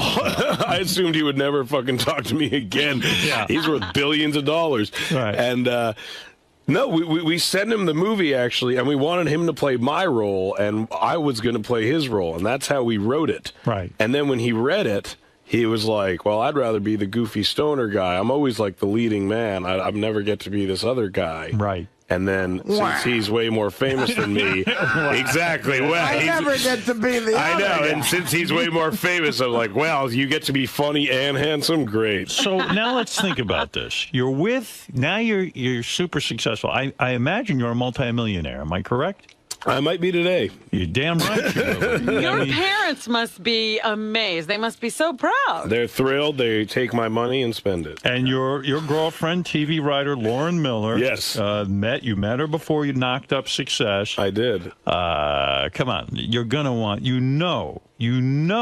this success is going to go to your head a little bit, and you're going to have to take your penis out for a stroll. When do you think it's going to happen, Howard? When will it happen, Howard? That's to be honest, it will happen during the filming of The Green Hornet. Is that when it will happen? It's going to happen this afternoon. I mean, day 33. If the interns are fighting over you at this exactly. point, no man can. How old are you now? 26. 26. Oh, forget it. I'm pretty fucking lame sexually. To me, sex is not like something I really aim for. Because Seth, bang one of our interns. Come on. I don't mean already start a relationship. You don't want that. Are you lame sexually? Jimmy Kimmel used to give me that same kind of really. Yeah, he kind of seems like an asexual type. I'm guy. Definitely not asexual. Right, but you're into it. But I know. I mean, it's not. It's not worth, really ruining any aspects of my life for sex because it won't be that fucking great. Do you think you're going to ask this girl to marry you or something? I might. Some of my friends are getting married. I don't know. But I honestly don't believe, I'm not like a big marriage guy. I think marriage is kind of fucking bullshit. Me too. I don't like kids. Me too. I don't think I ever want fucking kids. Well, I have kids and I'm getting married. Exactly. I can say I like it, but I'm good. No, I love my kids. You'll come around. Don't worry. Really? Yes. See, can he have your kids? kids? That's the one thing. My kids. I can have your kids. I'm a great influence. Would you say that, you have to, your guy watches porn. Shitloads. There's going to be a lot of temptation out there, my friend, as you're going around in this business. There's definitely temptation. And I work with porn stars in our movies a lot. Which I actually think is good in dispelling the sexiness of porn. Because when you're around porn stars, it instantly, it lowers the when I did my movie, I had Jenna Jameson in She's my movie. fucking hot as hell. I'll tell you, it didn't dispel It did not dispel shit. No, well, I don't know what you're talking about. You got a good one. See, that we need to aim higher. I know what he's talking about. Sometimes you meet certain porno people you meet, and it really does ruin. Well, I remember, there's a scene in Knocked Up where there's two actual porn stars stripping for us. Right. So I got to have a whole day of a porn star stripping for me, and I remember, and this was a porn star I've jacked off to thousands of times. And as she's stripping for me, I could see her asshole hair. And I was just and I remember just thinking see, there you go. The rumor has been the myth has been dispelled. You know, it's not as sexy. Like you don't think of the asshole hair when you're masturbating. No, you sure But when you start dating the girl, that's where you're dating the asshole hair. What is the strategy? What is the strategy here? Well, you're right. It makes these people real. Yeah, it makes them real. What's the strategy career-wise now? You turned down a huge role in a big kind of, what was it, like a sequel to Transformers? No, it wasn't. Jonah did. They offered me another part in some other big giant giant film. Yeah. What was it, X-Men or something? I honestly can't remember what it was called. It was the guy that did, I think, what was it, The Day After Tomorrow, maybe? And they offered you a big role and you turned it down. Yeah, I mean, I didn't even need to hear what it... I have one simple rule, and that's, would I go see this movie? And I feel like it's a rule that a lot of fucking people don't ask themselves, you know? Because you see a movie come out, and you're like, no one would go see that movie. And for Green Hornet, though, you're losing weight. You're trying to get chiseled, right? I am, a little bit. Yeah, I mean you're going to play... It's fucking terrible. It's Green Hornet? I'm going to play the Green Hornet. See, Robin just shat herself. The Green Hornet is a guy who's in shape. You have to believe that I do physical activity, definitely, which right now you don't. How are you preparing for I have a personal trainer. He trains many celebrities, which is... He looked at you and said, "This is possible." He did, which I was literally worried I'd walk in and just be like, "Get the fuck out of my face!" Why think he's going to turn down a job? This guy? Exactly. Why not a chubby Green Hornet? That's what. Well, you know, here's the thing: is we don't know. So much easier. We don't know what will happen. We're open to a chubby Green Hornet. I keep having this recurring dream that like I'll show up on set in a few months and just be like, "Sorry guys, this is what the fuck you got to work with." Rewrite. I got the fat version of the script right here. Oh man! Might as well keep it handy. So is this hurting you? I mean, are they get you on a special diet? Yeah, tell us the diet fucking sucks. It's you. Are you smoking weed through this diet? I am. I get real stoned before I work out every day. Really? That's hard, man. It is. It numbs my brain to it all. That's the thing. I don't even know what I'm doing. Have you developed a muscle? I've developed one large muscle. Wait a second. So you wake up in the morning, first thing you do is you smoke some weed? Sometimes, before I go work out. Before you go work out. Sometimes. Do you have great weed now that you're rich and famous? I've had good weed my whole life. You have? How did you manage that, even when you were... I'm from Vancouver. There's great weed in Vancouver, and I've lived in L.A. a while, so, you slowly settle on your guys. I found my guys. Is there weed like Pineapple Express kind of weed? I mean, Pineapple Express is the greatest weed ever. That's the premise of the movie. There is weed like that. There is. Yes, it's out there. Wow. And when you say you smoke weed, do you smoke the whole joint before you work out? No. You smoke 3 hits off a joint? Oh, yeah, I have a couple hits. Couple of hits. Do you own a bong? Do you have a bong? I do own a bong. I don't love the bong, I gotta say. To me, the bong, I spill it all the time. Yeah. It's a mess. Although I did win the High Time Magazine Stoner of the Year, and the award is a bong. Have you ever dabbled with harder stuff, or it's just pot for you? I've done other drugs kind of throughout, my life. Coke? I tried it. Shrooms? Oh, I did shrooms a lot. LSD? Never did acid. Hash oil? Oh, yeah, I've done hash oil. Ecstasy? I've done ecstasy a couple Coke? times. You asked me that already. Say it again. I did it once years ago. It was New Year's. Does it count? Pot's your thing. Yeah, I've settled. I have. Ever try heroin? No. Where did you come Only from? in my maniac balls. would do that. Yeah, exactly. Only in the dick. I was just about to blow a joke in the movie, and I'm just not going to do it. Oh, okay. That there was that special joint. I just wondered how. Yeah, exactly. Did Robin say you were just about to blow somebody? No, the cross joint she's talking about. The cross joint. That's something I would actually smoke in high school. We actually did that. I rolled. That was a riot.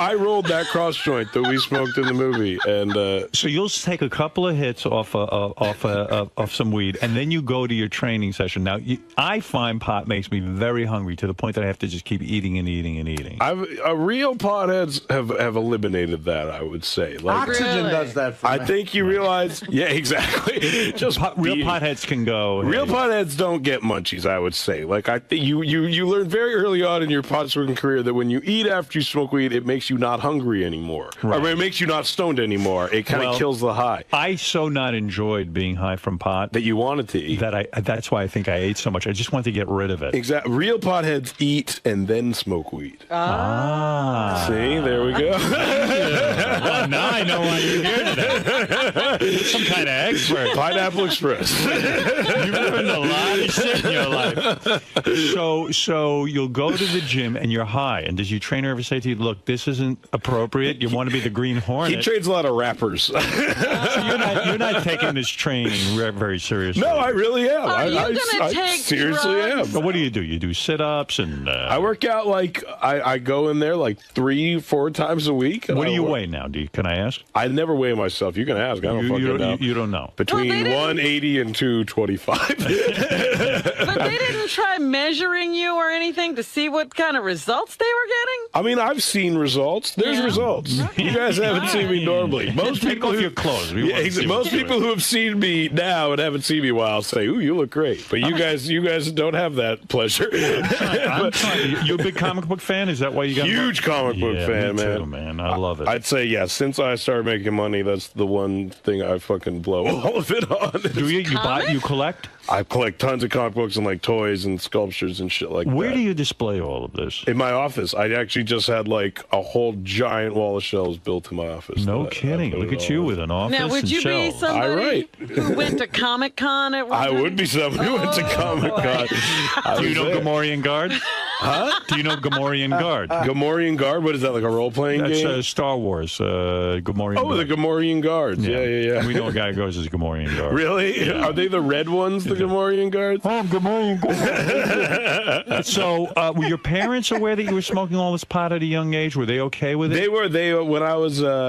I guess when I was 13 years old, they found an ounce of mushrooms in my backpack, and that was the first thing I ever got caught with. Wow. So that like set the bar pretty high. So after that, when they would find a joint or something, I know they were like, well, at least he doesn't have a fucking ounce of mushrooms in his backpack. So that's the key to kids, is if you're going to get caught with something, get caught with something really bad first. So then pot isn't and then just so bad. Your normal shit doesn't seem so bad. That makes sense. So you were the type of kid, you read a lot of comic books and you smoked a lot of weed. Exactly. That's right. And I jerked off a lot. I was shocked to read that you were a staff writer on the _G show. I was, yeah. That's amazing. That's an amazing show. Oh, it's genius. I love that. What kind of fun was that? I mean, you just make up weird shit and he'd go out and do it. It was really hard. Me and Evan did it. It was like it was actually our like first job together, like professionally, that we got paid for. Yeah, you would write the interview questions, like you see him there interviewing people, and right. You would think like, well, he's interviewing a psychic, and then you try to get him to, we did some crazy shit, and when it worked well, it went great. We had this psychic who. We got him to contact 𝗦𝗵cie, and then he started to give the ghost of 𝗦𝗵cie a blowjob in front of the psychic. It was the greatest fucking thing ever.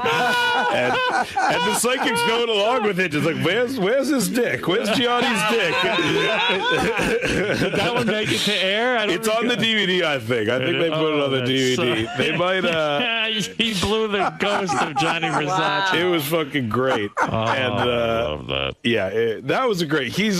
Sacha Baron Cohen's a fucking genius. He really is great. Yeah, and that was like a real... to me, it's just an honor when you're like a fan of comedy and you get to work with those guys, and like, it's How do you get crazy. a job like that? I mean, you were a young kid. How old were you when you were writing that show? I guess that was a few years ago. I was probably like 21 or 22 or something like that. Some successful career, man. It's been going pretty good. You must think this whole comedy thing is pretty easy. Yeah, I mean, it's not such I think the comedy part is kind of... It's not that hard, the comedy. The work, yeah, Comedy's always the easy part. That's what I do think that. So are you like one of the in-crowd now? Do you get to hang out with Adam Sandler and all those fucking guys? I don't go anywhere, man. What are you talking like, about? You got some fucking famous friends. Don't give me bullshit. I know Adam Sandler. I'm doing a movie with him in a few months. Yeah, I know Adam Sandler. You're doing Green Hornet and an Adam Sandler movie. Yeah, Judd's next movie is with me and Adam Sandler. Get the fuck out of here. Yeah, Look at your career, man. This is insane. What are you worth right now? Give me a ballpark. I actually have no idea. I don't buy that. Because I don't know what I've been paid for. I've millions of dollars. Wow. Yeah. What do you got, a big house? No, I don't have that big a house. Damn. I mean, it's bigger than any fucking house I grew up in, my whole life. Where you living? It's around the size of this studio that we're in right now. But I live in L.A. I mean, I grew up in like apartments and shit, So, like your parents were like hippies, right? Weren't they? Yeah, they were like, my mom's a social worker. My dad always worked for like nonprofit. They met on a kibbutz in Israel. Like, kibbutz? Yeah. That's communism, man. Yeah, they're like socialists. Yeah. How big's your penis? I'd say, flaccid.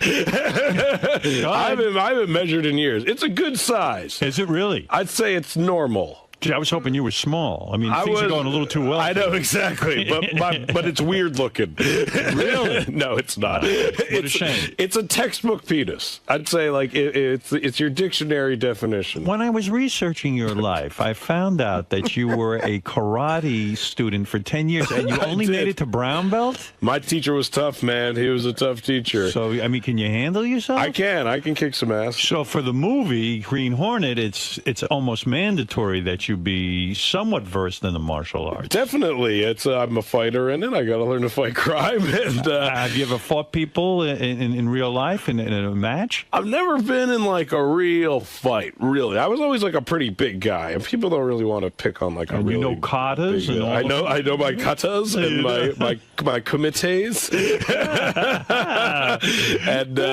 wow. I took it at the fucking Jewish Community Center. I should say that. I don't want to make it seem like I'm in like a dojo in fucking Japan somewhere. Yeah, right. You had a Jewish karate. I was at the Vancouver Jewish Community Center. Wow. All right. Well, I can't believe he was Japanese, though. I think he could have been Japanese. You're doing well, man. Thank you, sir. All right. So let me understand something. You had this is your third movie, your third major film. Mm-hmm. Okay. This one's a hit. I mean, okay, you didn't beat Batman. Well, yeah, That's tough. I don't want to beat Batman. Were you bummed out? No, I don't fucking care. You don't care. We're already the biggest weed movie ever. Right. Bigger than Cheech and Chong. Were you a fan of the Cheech and Chong weed movies? I was, but Up in Smoke grossed like $42 million. Like in 5 days, I think we've made more than every weed movie's ever made. Who primarily goes to see the movie? Even though it's rated R, I imagine kids go see it, right? I hope so. I mean, yeah, that's somehow I think 9-year-olds should go. So, Sisterhood of the Traveling Pants, they got a lot of our ticket sales, I think. So this is good, man. Life is good. It's fucking great. I'm psyched. Any shitty stuff going on in your life? No, not really. I'm trying to think. My girlfriend wants a dog. I don't. That's about it. Be careful. You're going to give in? I don't want to. I really don't think I will. Why don't you want a dog? Oh, we just travel all the time. It's just so why is she looking to complicate things? She just, everything's too good. See, she's not pressuring you to get married? No, not at all. Yeah. You use a rubber with your girlfriend? No. What do you use? She's on the birth control. Oh, she is? Yeah, it's great. So you don't even have to pull out? No, not at all. I like to just because I come on myself usually. I like to feel my own love. Aren't you like to come on yourself? You're the only guy I know. I like put it on my belly. Aren't you afraid that your girlfriend is secretly going to get pregnant? Yeah, I mean, she could skip a couple of pills because she's the last person in the world that she is does not have a maternal bone in her body, like in the best way. She wants a dog. But if I'm her, I'm looking at you and I'm saying, look, I don't want to lose you. Yeah. I'm in love with you. Oh, so she's now got a scheme? She knows I don't like babies that much. She knows my baby is not reason for me to stick around. You will leave her if she has a baby. You keep that fucking rat. You can raise that fucker. You don't want that kid. I don't want that kid. Oh, you like your life. You want to smoke weed. You want to hang with your friends. Do you have a bunch of male buddies you hang out with? Yeah, I have the guys that you see me in movies with for the most part. And you don't seem bitter at all. You don't say to a guy like Sandler, hey, Sandler, where were you when I needed you? How come now all of a sudden you want me? No, not at all. I mean, that's fucking crazy. How did Sandler approach you about being in a movie? Well, Judd, it was through Judd, but I've known him for a little while. I mean, he's friends with Judd. I've known him throughout the years. What kind of movie is it? It's about, we play stand-up comics. Oh. And, it's kind of like Judd's other movies. It's like a kind of relationship dramedy. I don't fucking know. Cool. Should be a good one. Well, it sounds great, man. You're doing very well. Yeah, Thank you, it's an sir. exciting life. Yeah, and I love the movie Pineapple Express. I really enjoyed it. Thank you so much. I'm so glad you liked it. I could just sit and watch people get high and like act stupid. Yeah, I'm Me sitting too. here Yeah. thinking about some of the scenes, and it makes me laugh because they were just so ridiculously stoned. It's people getting, that's what I like. It's just stupid. It's really great. See Seth Rogen and Pineapple Express in theaters now. When you write a film like this, is it hard to explain it to the studio? Yeah, no, we wrote this movie in 2001, and it took a really long time to get made because they're just like, it doesn't sound like a good idea, you know. Like I acknowledge that. Like you tell people, I was doing the commercials for it, and I thought the commercial just sounded like I said, it's these two guys who get high and then they have to run away from because they can be traced through their drugs and it's hard to really explain. It is, and I get that. You know, like there's two types of movies I always think, like ones you can pitch to people and ones that you can't, and you just have to write. And like this is definitely the ones that you can't. So you got to make this because the other two were so successful. They finally said, you know what, this fucking guy seems to know what he's doing. Exactly. I think they just realized like someone's gonna fucking make it. We might as well. Did the studio guys come down to the set every day and watch you guys fucking around like that and smoking weed? And no, they literally didn't. Like we didn't see them once the entire fucking time. You have to send them dailies. We didn't. I think they watched it. We literally didn't hear one word. Is it real weed in the movie? No, it's this fake shit. It's gross. It'll probably kill me in 3 years. I always keep thinking like the Tin Man. That guy died from all the fucking paint. Did he? Yeah, Is that he did. true? Yeah, he did. Like years later, like there was like he got like arsenic poisoning or something You're like kidding that. me. Yeah, The I feel like- Tin Man? Yeah, I feel like that's gonna happen with me and this smoke. Like, Yeah, Ray Bolger was the Tin Man, wasn't he? Bolger was a scarecrow, I think. Yeah, right. Who was the Tin Man? Tin Man, you don't know because Ray Milland? Who was Ray Milland? Ray Milland wasn't Wasn't in the it, was Tin Man Jack, the guy who burned up in a fire? Who was Victor? Jack Cassidy or something? Victor The guy's name was Jack Haley. Jack Haley. Yeah, man, I didn't know he died from the paint. He died from the fucking paint. Wow. There And all you those go. munchkins probably, too. That's Those back when munchkins were horribly mistreated also. they didn't test anything back then. What is that fake pot they give you? Who knows what that I have is? no exactly. It could be fucking asbestos. I have no idea what And I it is. imagine with all the outtakes and everything, you're smoking up a We storm. smoked thousands of those things. It's gross. The whole thing's gross. You'd come home at the end of the day, you're like working in a fucking coal mine. It was disgusting. All right. Yeah, and they think movies are easy. You know, being an actor's really hard. A lot of people don't appreciate that. Fake weed. We have to smoke fake weed all day. What is it? Fa fa flow I fly. hate to be a dick, but I'm just looking up. Jack Haley died of a heart attack. Fuck you. A paint-induced heart attack. It was the lion who died from the makeup. The lion died from Yeah. I hate the internet for that fucking reason right there. Ever since the internet came along, I'm wrong about everything. You get called out. You know, in the old days, no one could challenge No one would you. know. I would have been right. Let me go take a couple of phone calls. This is Seth Rogen, the star of Pineapple Express, soon to be the Green Hornet, soon to be in an Adam Sandler movie. Look at this guy. He's doing it all, and I'm happy for him, you know? Thank you. It's nice to see a nice guy who's, you know, you don't have to be so goddamn pretty. No offense. I mean, you're prettier No, than fuck, I am. I don't care. Head, go ahead. You're on the air. Hey now, brother, how you Hey, doing? now. Yeah, I just want to say that I'm a real big fan of Seth, and I thought he was really, really funny. And you, me, and 𝗵𝗵cie. Thanks.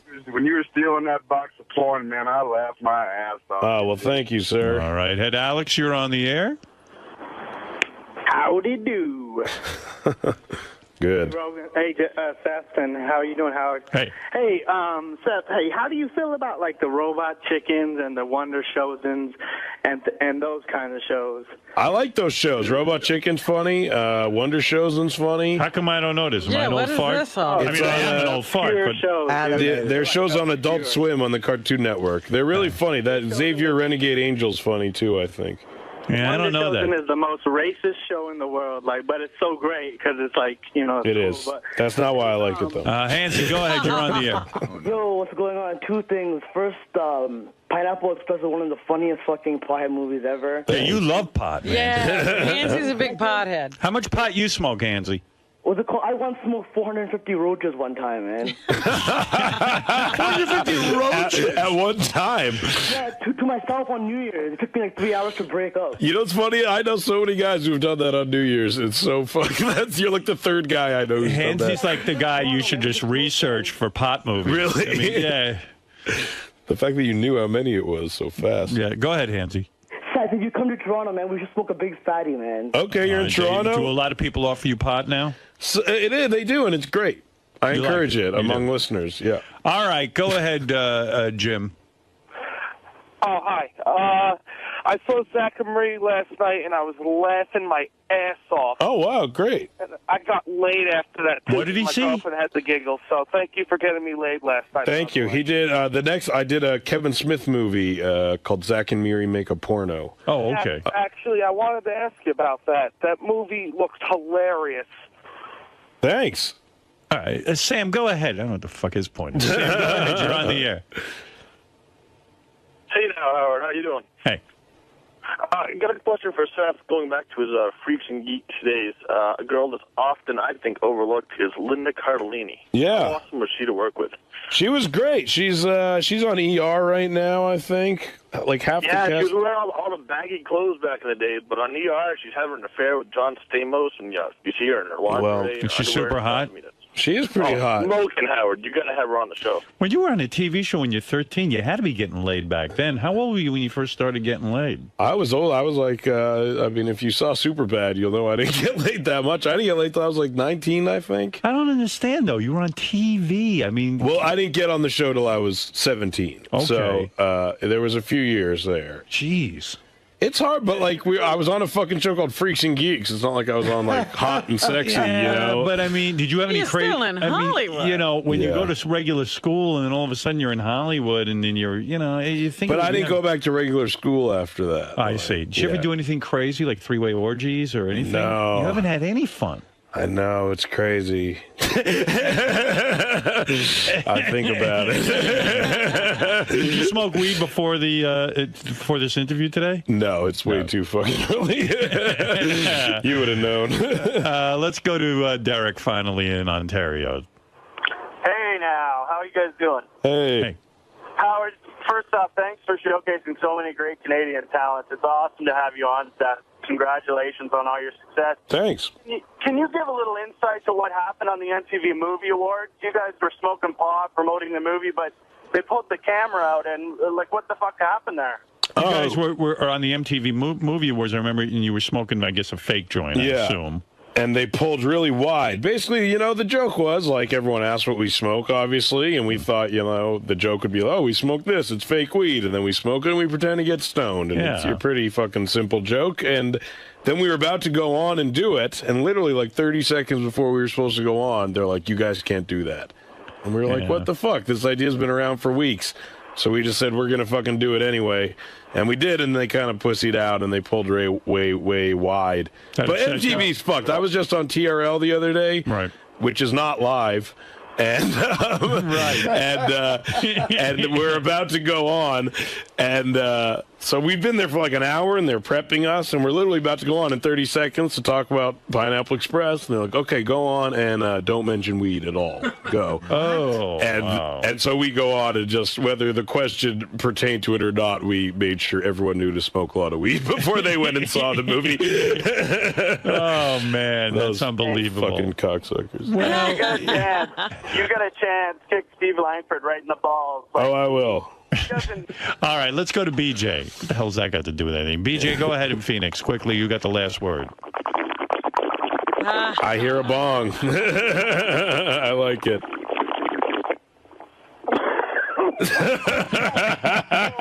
BJ.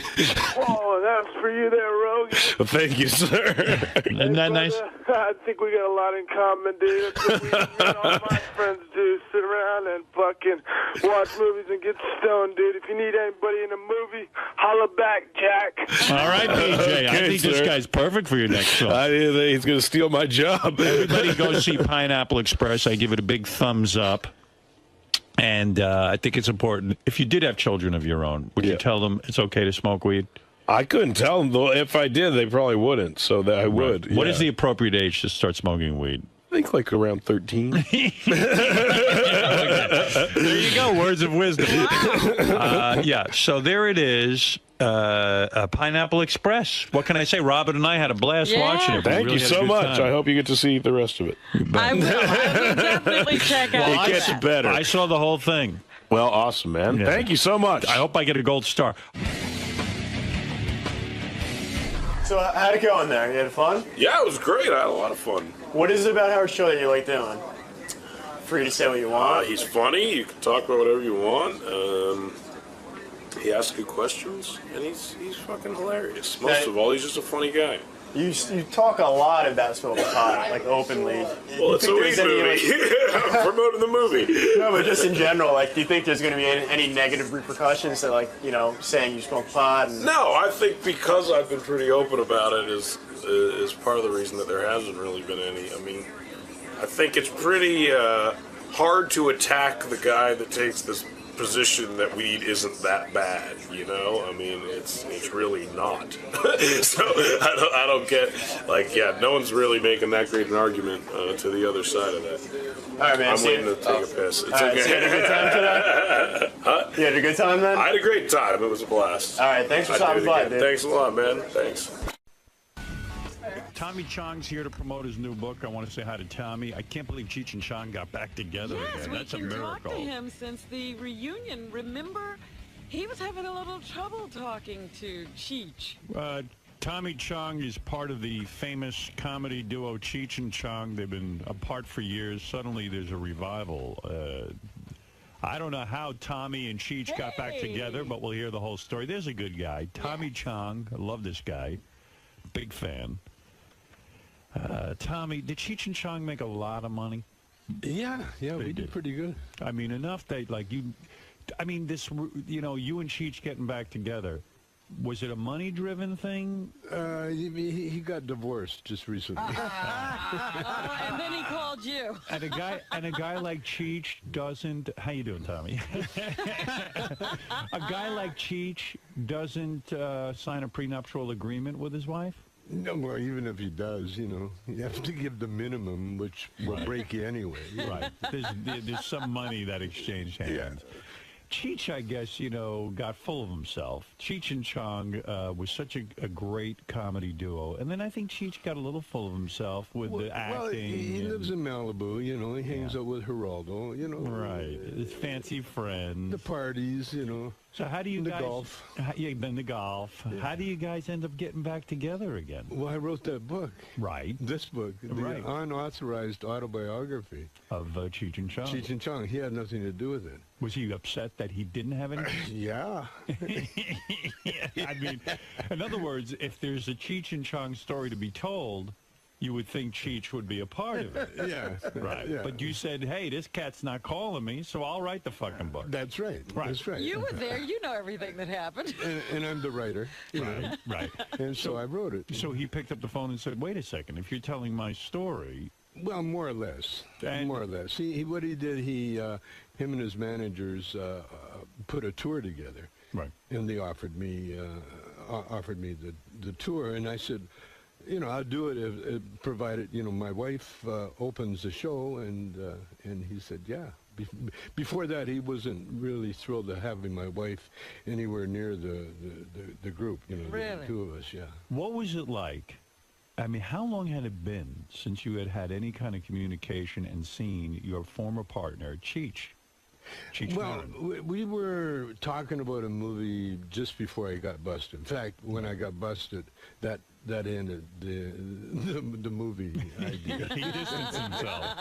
Yeah. But, I mean, here you had a lot of bitter feelings. I'm sure he never visited you in jail. One time he did. I mean, he came with Larry Charles, the guy that was going to direct the movie. They came out one time, but Cheech was, he wasn't too comfortable, being around that kind of environment. I thought he did say a few things when you were going through all the legal battles. Oh, he did. Yeah, he stood up for me, Why, so what is it like when you walk in the room and there's Cheech, and now you have to, I assume, put together your comedy show. You're going around doing live comedy now. Well, we did it. What was it like sitting in the room with him? It was incredible. It was incredible. It was incredible. It was like We'd been off for 2 weeks. Really? And you able to And jam? it was fun? It was so much fun. Still the pot humor, or did you feel you were no longer capable of that? No. It was the Cheech and Chong humor. That's the only thing we could remember. And how many dates did you do together? We did 6 shows in La Jolla in a little small comedy club. And was it mostly your greatest hits from all the Cheech and Chong It albums? was the only thing we could remember. So there were no new references. In other words, you went in and you gave the people what they wanted. It's almost like when the Beatles, if the Beatles could go out on tour, do the hits, give the people what the Dave's not here. Let's run through the routine. That's it. We did the routine. The good part, the new part of the show was that I've been doing stand-up for like 20 years by myself. Sure. And so to fill in, I would do stand-up. Right. And then my wife Shelby opened the show, and she did like 25 minutes of killer stuff. Comedy? Killed it. Comedy. No kidding. Stand-up comedy. And she was good. She was incredible. You love that wife. 6 shows. You must 6 shows. Now, wait a and minute. the last Is show she good, or are you she's just good. in love? Hey, he's in love. No, she's good. You can be in love all you want, but when you get on that stage, you're either funny or you're not funny. You can still be in love, but she's not working. You bring up your wife in your new book, of course, in the authorized biography of Tommy Chong and Cheech Marin. You say you met your wife while you were married to the other wife. Yes. So when you see this guy John Edwards, yes, the vice presidential candidate and all that, when you see him in trouble, do you laugh at this guy for lying about all of this? Should he have just come clean?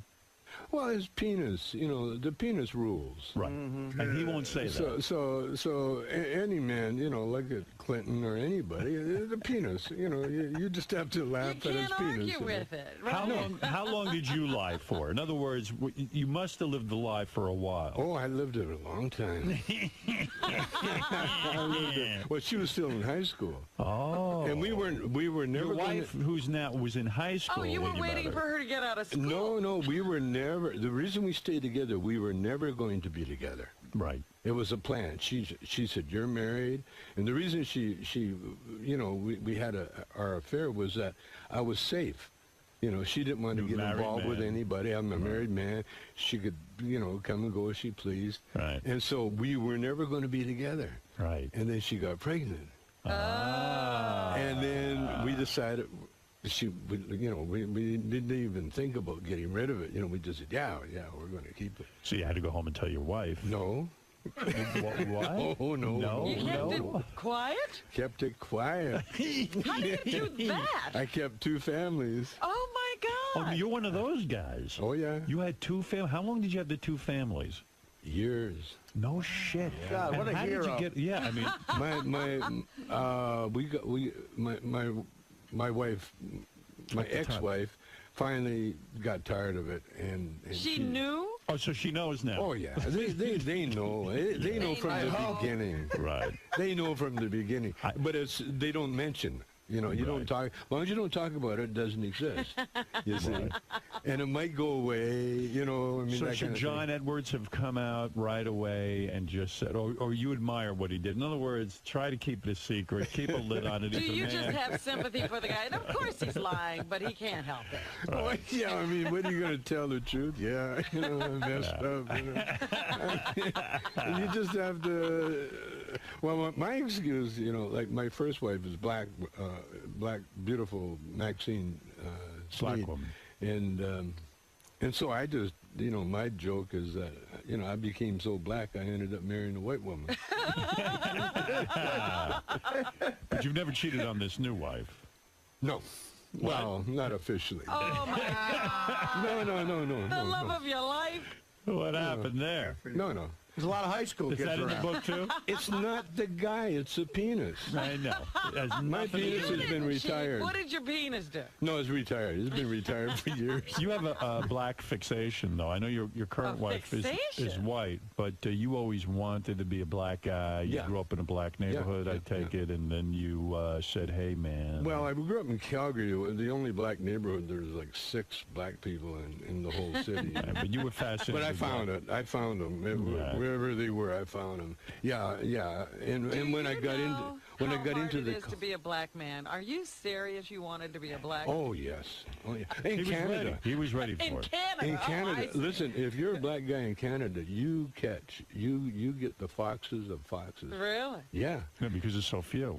Yeah, there's so You're few. a novelty. And you don't have to sing. You just have to be able to stand on stage and hold a microphone and make a noise or something. And, all the girls would flock. Beetlejuice would get laid. Here we are celebrating the career of Cheech and Chong in this new book. And, you think about it. Isn't it a miracle that a guy like Tommy Chong and a guy like Cheech Marin succeeded? I mean, how many comedians can really make and generate the record sales and the money and the stage money? It really is a phenomenal thing, right? Do you ever look back on it and go, how the hell did it all happen? Oh, yeah. How did you two find each other? He was dodging the draft up in Canada. He was the only Mexican I know that snuck into Canada. He had it all wrong. Yeah. And he actually became a landed immigrant for a while. Yeah. And then he met me, and I had a acting group going, and then the acting group broke up. He was dodging the Vietnam War. Yeah. So in a way, the Vietnam War, if it wasn't for that, you two never would have met. That's right. So you love the Vietnam War. Oh, well, for that reason. Sure. Why And we not? had a lot of material. And then, so when Cheech and I, when the other actors left, Cheech and I stayed together. We formed a band first. You were a musician. Yeah, and Cheech is a singer, somewhat. But you wrote the hit song Basketball Jones. Yeah. So I mean, you really know how to handle, and you hung out with real serious musicians. You hung out with Jimi Hendrix. Yeah. And some of the big stars today. Tina Turner, did you hang out with? I'm a big, You didn't fuck her, though. You didn't see Ike, hit I was with Ike. boot. He lent him a sneaker. Tommy was backstage, and I said, "You got that sneaker? What size is that?" As a matter of fact, shoe, and the rest was history. I read a great story about how recently in the paper about how Basketball Jones came about. Didn't Jack Nicholson have something to do with that? Yeah. He was driving Cheech and I to the Laker game, and he was impatient, so he was driving on the wrong side of the road on the oncoming traffic because he's Jack Nicholson, and he was passing all the cars going into the parking lot. And so Cheech was in the back seat, and every time Cheech got nervous, he'd sing and make up words for different songs. And instead of Love Jones, he was in the back seat going, "I got a basketball Jones." That's funny. Got a basketball Jones. And he sang that, and the next morning, next day, I remembered, and we went into the studio, and it was a big hit. And then we wrote the rest of the How many records did that sell, Basketball Jones? Oh, no idea. You don't even remember. I never got an account. But Jack Nicholson is a bit of a hypocrite in your life in the sense that you met him early on before Cheech and Chong were famous. Yeah. And he basically told you to fuck off, didn't he? In a Jack Nicholson way. Where were you? Where did you meet him? At a party? It was at Lou Adler's house. Lou Adler was a big record producer. Yeah, and he was our producer. Right. And he discovered us, and we had I think we had a record out by then. Right. Dave's not here, but no one really knew who we were. Right. And so we were at this Lou Adler party, and everybody was there, like Mick Jagger, and I went into this room to smoke a joint, and John Lennon is sitting on the floor. And so I offered him a toke, and John, no, he had immigration problems, so he didn't want to smoke. Is that embarrassing when you go up to a big celebrity and say, "Hey, let's smoke together," and they turn you down? Not really. No. Yeah, it's understandable, Right. It was a big stinky joint. It wasn't a good, it was not like the shit you get today. No, not like today. No. And then Rod Stewart walked in. Yeah. And he started messing with his hair, and I offered him a toke, and he said, no, his voice. His voice. And so then... So no one would smoke with you? It was kind of, embarrassing. Yeah, it was a little bit embarrassing. It was embarrassing. And so I walked out, and I ran into Nicholson, and instead of offering him a joint, I tried to give him a compliment, And you know how you get nervous and you say the wrong thing. Right. Well, I said the wrong thing. Right. He had just did a movie called The Last Detail. Right. Yeah. And he's just staring at me, and he never had his dark glasses on. He's just looking at me. And I said, hey, you know, I really liked you in the movie. And I said, you know that scene where you're combing your hair, like you comb for about an hour, you know? And I says, did you improvise that? I said, because it was amazing, because you don't have any hair, and you're combing it.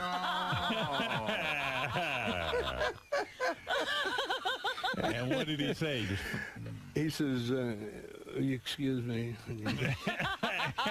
Just walked by me. And just, so here you were at the beginning of your career, and you know, you were sort of a pariah. I mean, here you are, this hippie who, you know, smokes weed all nobody day. will smoke with you. And all these so-called wild boys, they're all shying away from you. Oh, totally. You were too wild for them. Totally, man.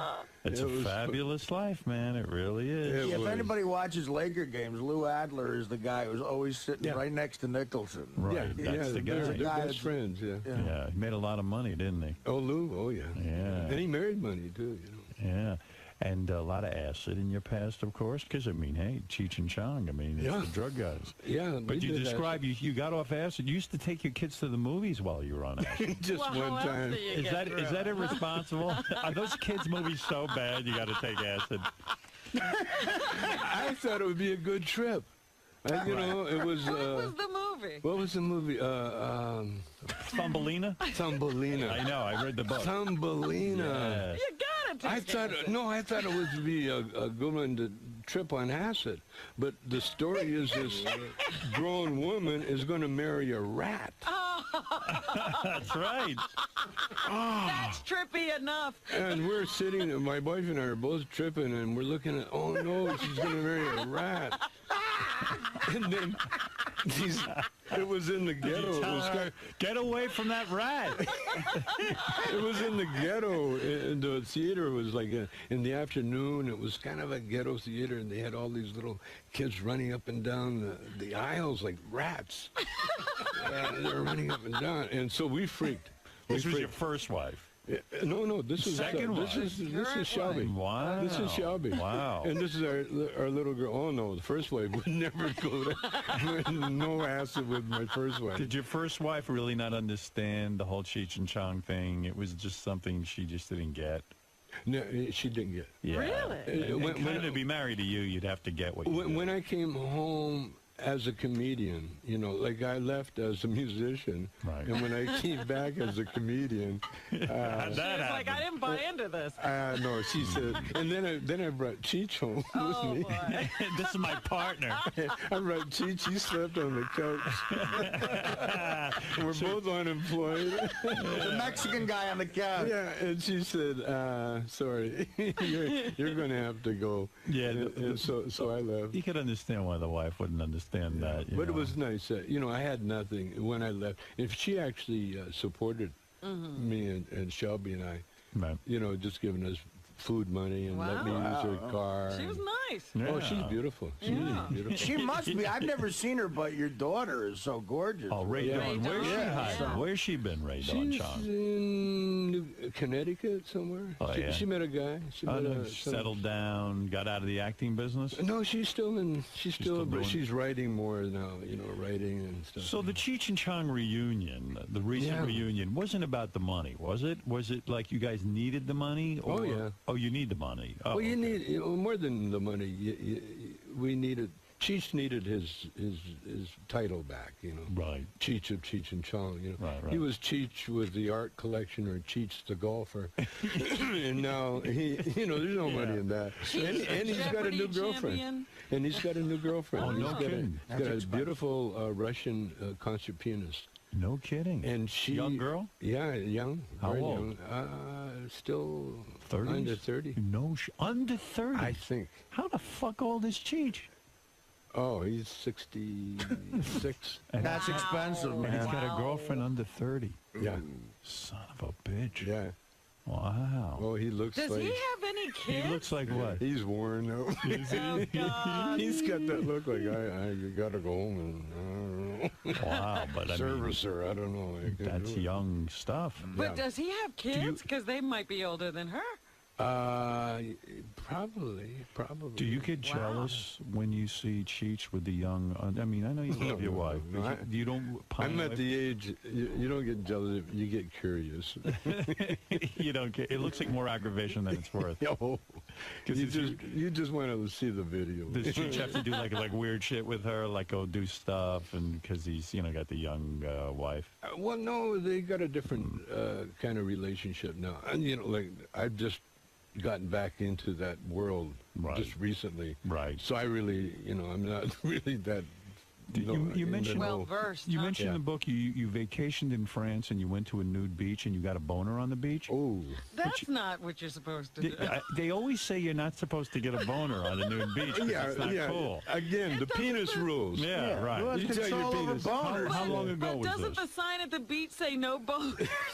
How long ago was that? It was in the 80s, early 80s, like 81. So you go on the nude beach with your wife?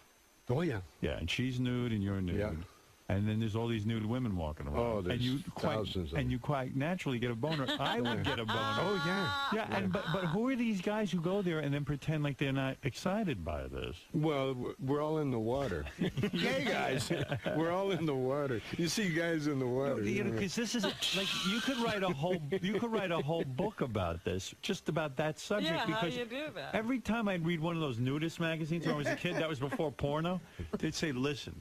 Yeah. It's a faux pas to get a boner, and I'm like, how could you? How could you control that? There's naked women around. Well, one way is you look at the ugly ones, Yeah. That helps. Or guys, look at guys, and that helps too. There's a lot of ugly, fat nudists, and you're always amazed, right? I mean, like, why would you be nude with that kind of physique? Way too many. That's why, because they like to expose themselves. Did it turn you on that other men were looking at your beautiful wife? Did that turn you on? I have to ignore that part. You do. I'm more concerned looking at what's out there. But when she gets naked, aren't you a little protective? You're like, hey, I don't want anyone looking at my wife. No. You don't care. I mean, you're cool. You're a hippie. You really are a hippie, aren't you? Yeah. You're like, hey, come on, we'll all be naked. Yeah. And you must have a big schlong if you're willing to get naked in front of people. If you were small, you probably used to have. Not lately. Shrunk? What happened? I've never heard of those. No, you get older. Yeah? You get older. It's lack of use. Going back before the Cheech and Chong days when you were a musician, you hung out with many famous people. Diana Ross, Jimi Hendrix. And it was like you were the Zelig of show business. You hung out with everybody. Yeah, I did. And you say Jimi Hendrix had groupies, but they were very underage. Oh, yeah, he had crazies. They're not groupies, they're crazies. Crazy. So it wasn't his fault they were hanging around. They just found her. Oh, yeah. I mean, he attracted everybody. Yeah. How old were the girls he was banging? Oh, who knows? But they were young. I really don't know. He was more more of a junkie when I knew him. Right. He was more into nodding out than he was. You never messed with that stuff. You never got into heroin. No coke.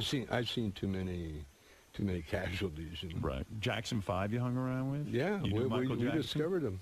You discovered that. Everybody now has discovered the Jackson 5. No, we did. Diana, we really did. No, Diana. Gladys Knight. No, Diana Ross discovered us. Right. Is that true? The Supremes came down to the club we were playing at, and she saw us, and she called Barry, who she was doing a thing with. Right, yeah. And Barry flew to Vancouver and signed us on the spot. And then forgot about us.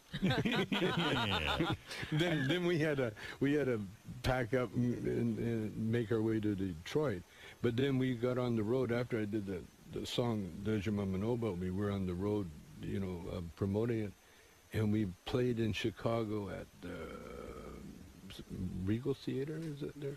Because you guys in your movies, and that's where we found the Jackson 5. They opened for us. Oh wow! And you told people about them? No, we took them. Bobby Taylor actually had them stay at Bobby's house for a month before the Motown hierarchy song. Does it make you sad to see what had happened with Michael Jackson? That he's kind of like a freak. I've known Michael ever since. When he was a little 10-year-old kid, standing in a little box, combing his hair in the dress, And I've known Michael really, I've known pretty intimate, I knew him. He was at the top of his game when he was that age. Yeah. Right. And he never really got away from that age, that feeling. You know, he was bigger than anybody at that age. Right. And then all of a sudden he grew up, but he still childlike. He still wanted to be that age. Yeah, he didn't want to get older. No. That's he was a Peter drag. Pan. He really was Peter Pan. Yeah, it's sad. But the rest of the family was kind of wacky too. Well, yeah, you know, I mean, you're from Gary, Indiana, and all of a sudden you got millions of dollars. You're going to be wacky. You know what's funny with you guys? In your movies, you made it out like you guys were shitty musicians. Like whenever you guys would start jamming with your guitars and stuff, it would always sound crappy. Work, So it was a put on. You were a professional musician. Yeah, it's for humor, you know. Yeah, right. That was the only thing I had against Cheech, you know, going on duets. He was trying to be serious, you know. Right. And I try to tell him before, you know, always be in a character, you know. Right. A funny character doing the music, you know, because, you know, Once nothing more boring than a real good musician being a real good musician. When you were a musician, is that how you met Bob Dylan? No, Dylan came over to the house when I was a comedian. When you were a comedian and you were famous. Had a nice house in Malibu. Dylan was a fan of Cheech and Chong. Well, no, actually, Dylan, we had a mutual friend, a guy named Bob Gilbert. Right. Was this artist that built Dylan's house, and he built my house and Cheech's house and boats and everything else. And he was like a little go-between. And I was having Tai Chi lessons at my house. And Dylan's wife, Sarah, was part of the Tai Chi class. Mm-hmm. And then Dylan came over one day to play basketball. He liked basketball. You played one-on-one against Dylan? Cheech and I and Dylan, we all played. It was like a one-on-one thing. One-on-one? Well, not a game of horse, but you would just play whoever scored 5 baskets first? Yeah. Did you beat Dylan? I don't remember. I think so. Really? All I remember is Dylan tried to drive by me, and I dumped him on his butt. It was sweet. Just bam. Was it that one time, or did you become friends? No, we're like, as much as you can become a Dylan friend, you know, he's a weird guy. Oh yeah, like you guys are weird. He's almost weirder than you, man. Almost. No one's But weirder is than me. everybody like you've met all the Hollywood greats, all the big rock stars? Is everybody weird? Yeah. Oh. Okay. Yeah. Basically. Who isn't weird? Basically, yeah. So you beat Bob Dylan at basketball, probably? Oh, just one time. One time, yeah. And that was it. And then we went into my steam bath, my sauna, and we hung out there for a while. With Dylan, naked? With Dylan, yeah. You were naked with Dylan? Yeah. And he didn't try any funny business, did he? He didn't reach over and... We're not telling that. Was it part. weird to meet a guy one time and then say, hey, let's get naked and get in the steam room? It was very weird. It was Bob Dylan. It was very weird. Yeah. Because he seemed really young. Yeah. You know? And you said to him, hey, man, let's get in my steam room. Was it you, Cheech, and Dylan? And Bob, yeah. Naked? Yeah. That's weird, man. Yeah. You were naked. That's sweating. Three of you. Sweating. It's a whole different It's thing. kind of creepy, you know? Was Michael Jackson in there, too? And I would be creepy. No, Michael would be busy if he was around me. Who was the greatest comedian that ever lived? The greatest comedian? The greatest. Who was the That biggest you've influence? seen, let's say. Red Fox. Red Fox was your biggest influence. Red Fox was the greatest. I've seen Red Fox a couple of times. I seen him do 2 hours. Wow. One time, and he got the crowd up. He was funny. And then he got so terrible. He got so bad. He took them down that they were leaving. And he went to the door and opened the door for him. What was the problem? And they ran out. Do you think he didn't know when he was funny? Or? He knew. He had that control. He could do anything he wanted with an audience. Well, why would he want to make them hate him? Because that's part of the game, you know. Get bored. Get them to love you, and then get them to hate you, and then get them to love you again. Really? It was so easy for him. He played games like that. Steve Martin. Yeah. Steve Martin's in that caliber. Yeah. Steve Martin could take any audience and do anything he wants with them. Wow. I mean, yeah, they say in those the early. guys. I read his book, Steve Martin, and in the early days, he describes his learning his craft. It was like science to him. Yeah. Fucking with the audience and seeing what the hell he could get out of it. Well, he had the best teacher, an empty room. Right. No one coming in, and you had to do your comedy. Yeah, it's almost impossible to learn how to do that in front of a huge crowd. No, you can't. And Lenny Bruce was one of your influences too, Yeah, right? I would time. think. Big time. Yeah. But Lenny wasn't of the same caliber as Red Steve Fox. Martin or Red Fox. No. Wow. I mean, what I'm talking about is, most comedians can make you laugh for a while, Right. But to take an audience up and then bring them down, and like I've only seen Steve Martin and Red Fox are the only ones that did it. What about Richard Pryor? Well, Richard Pryor would do it, but Richard was more. If Richard was stoned, really stoned, coked out or something, you'd see some incredible stuff that you go, whoa, oh, I don't know if I wanted to see that. but when he was getting very popular in that, he never took that extra one where he would take him. He'd just make you laugh and laugh and laugh and laugh. Was George Carlin one of the greats? Yes, he was. Definitely. Carlin was more of a wordsmith, Right. Yeah. He could do anything with words. I saw him at a tribute to 𝗦𝗫𝗄𝗿𝗍. Right. I saw all the great Jewish comics. And You told somebody that you thought George Carlin got very bitter toward the end. He did. He did? How do you know that? Just the word out, Why was he bitter? What was he having to be bitter about? Maybe he knew he was going to die or something. I don't know. Really? Well, how did that manifest itself? How did he become bitter? Well, he became bitter. He started, you know how he would attack the establishment? Well, he started attacking, like, homeless people. He was talking to everybody. He was attacking everybody. His last couple are real angry. That's bitter. Some guy. Homeless. Get a job. What do you mean? What are you hanging around with me for? So you never seem bitter to me. You always seem like just a happy guy. Like no matter what life deals you, even going to jail. Even going to jail, and you deal with all that. You just kind of just go through life, man. I found the secret, man. What is the secret? The secret. Well, you know the secret. No, I don't. Yeah, I mean, I do, but you tell give us. it to us? Could you remind me again? What is good weed? No, the secret is new pussy. The secret is, you know how they say the muse. They talk about the muse. Yeah. Or watch Tiger Woods. Tiger Woods knows the secret. Yeah. See, there's a power. There's a power that drives us all. Pussy. Okay. It's a power. It's pussy. No. No, that's a sexual drive. Oh. No, the power, there's a power that drives every one of us. We all have access to it. But only the few of the greats really know how to access that power. And Tiger Woods is one of them. You watch when Tiger had his broken leg. Are you talking about the Force? The Force, what do you want to call Star it? The Wars. Force, or you want to call it the Presence? Are you talking about the Matrix? No. The Morian Guard, Jedi Master. I think I know what you're driving at. The here, Presence. man. Yeah. The Presence. Let's smoke a joint. Yeah. The life force. The life force. And you're saying Tiger Woods is on to it. Okay, you like when people write some great things or do operas or whatever, if you ask them, how did you do that? A lot of writers, they get, like Hemingway used to get drunk out of his skull so he'd get out of his own way so he could write. So it's that force that actually did the writing for him. Mm-hmm. And like Tiger Woods, when you watch him before he does a shot, he stands, he does a little meditation. He stands there. And then all of a sudden you can see it almost click in.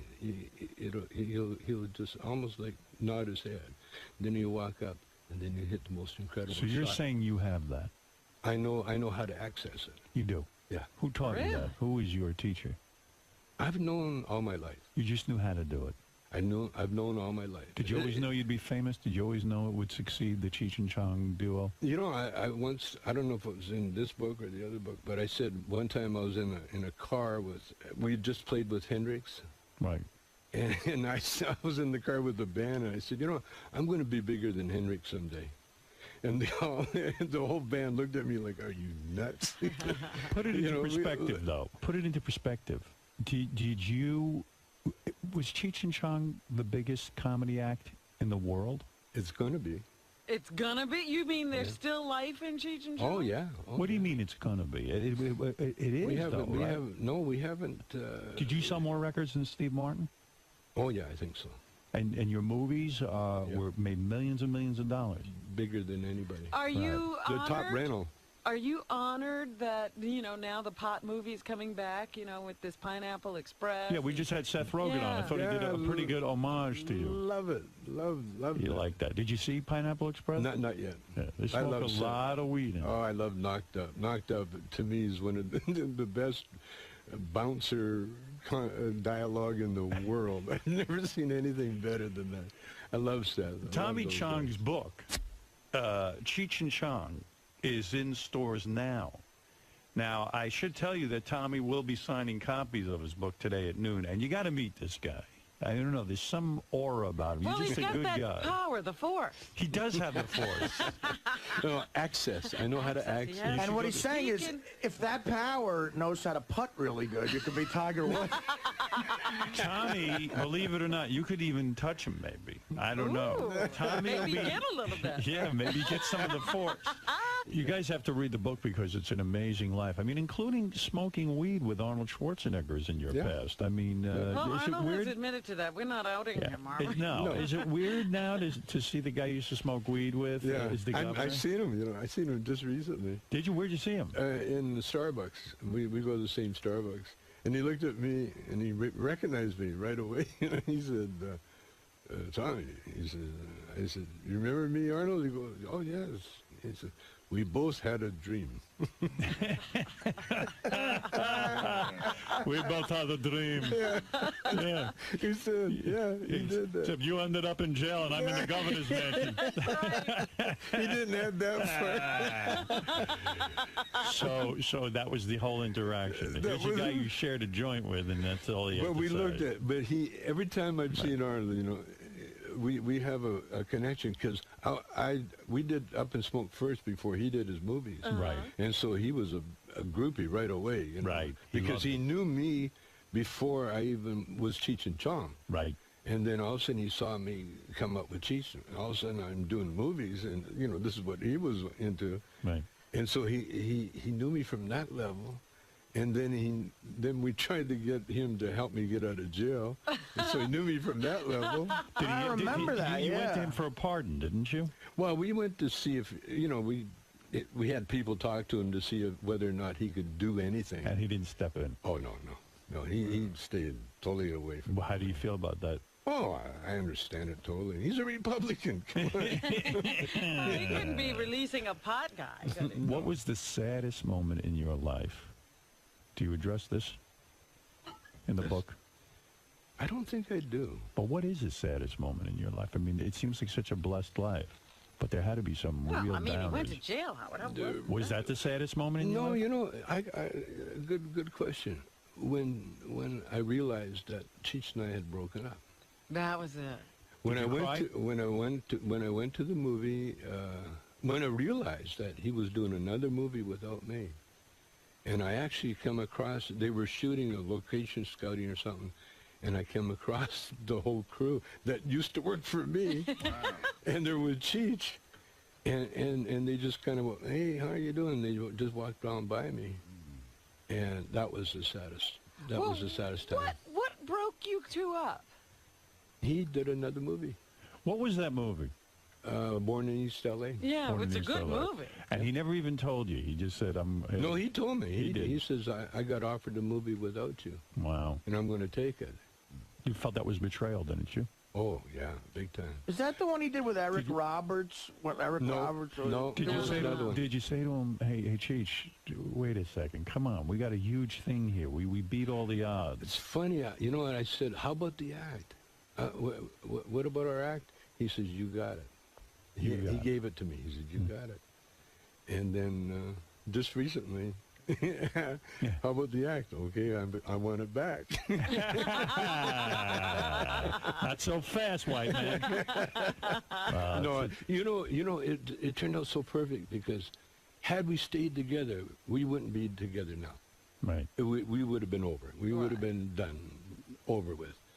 But the fact we broke up at the height of our movie career and everything enables us to get back together now. Yeah, it's like but that's painful. Business. You're absolutely right. This guy was your bro. This was your number one guy. He slept on your couch. It was my career. Yeah. I was a movie director, directed like 6 successful movies. All of a sudden, without Cheech, I don't have a career. Right. I had no movie career, so I had to go back on stage. Here's what I predict is going to happen. You and Cheech, of course, are now getting back together. You will get huge again, and he will dump you again. He's just waiting for the chance. He's just waiting for the chance. He's pulling on you what Red Fox did to the audience.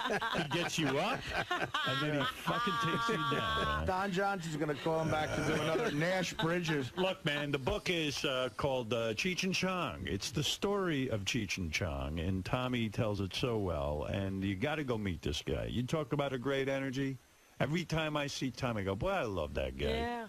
Real quick, Richard Christie, who works for us, goes, he's never once asked me, all the years he's worked for us, he says to me, I just want to meet my hero, Chong. Oh, he calls him go ahead. Chong. Chong, he calls. First of all, the guy's name is Tommy Chong, not Chong. Mr. Chong. Mr. Chong. He has shorter hair than a lot of your fans. Yeah. What do you want to say? I just want to say that you, Mr. Chong, are quite possibly my biggest comedy influence ever. You said that about Howard, though. Well, Howard, too, but and by the way, my Tommy, earliest influence. Be nice to this guy. He's a slow adult. So, all right. Go ahead, yes. Go ahead, yes. I mean, I've watched your movies like millions of times and grew up with you. I saw your first, Cheech and Chong's next movie is a masterpiece. I saw it when I was 8 years old, and I've been hooked ever since. And I read your book. Your new book is brilliant, and I just want to say I'm a huge fan. Thank you. You don't even smoke weed, though, do you? No, I don't. I haven't since 1992. But you know what, Tommy? This guy, he works for me now, but he was considered one of the top heavy metal drummers in the world. Another musician, yeah. Another musician. For who? A band called Death and Iced Earth. They were heavy metal bands. Yeah. That's right. Yeah, he's not as big a loser as he looks. But I'm trying to establish so that you won't treat him how Jack Nicholson treated you. Richard always told me that his favorite. You always told me your favorite Cheech and Chong movie was Born in East L.A. That's what people tell me all the time. Well, you are a great guy. You know that. I don't have to tell you. You have found your inner chi or whatever it is you want to call it, and his inner Cheech. His inner Cheech. Yeah, you found him all right. Can I ask Tommy real quick? Oh, you have a question? You have a question? Do you plan on making another Cheech and Chong movie? Yeah, you're kidding. Oh, you are? Yeah. Oh, that's awesome. What do you mean, yeah? Is it going to happen? Oh, yeah. You wrote the script? Not yet, but we're doing a concert movie for the Weinsteins, and then right after that we're talking about a series of them. So you're going to have to play some sort of older stoner now, right? I mean, you gotta. The great thing about comedians, the older you get, the funnier you get, And the movie you're planning, is it just Cheech or both of you? Yeah.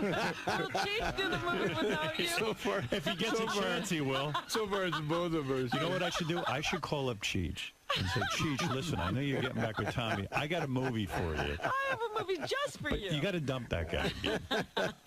Howard, real quick, too, one of the funniest moments ever on your show, and they replayed this on Master Tape Theater last Sunday, was you had Tommy on the phone in 1997, and he was looking for a new Cheech for his movie. Yeah.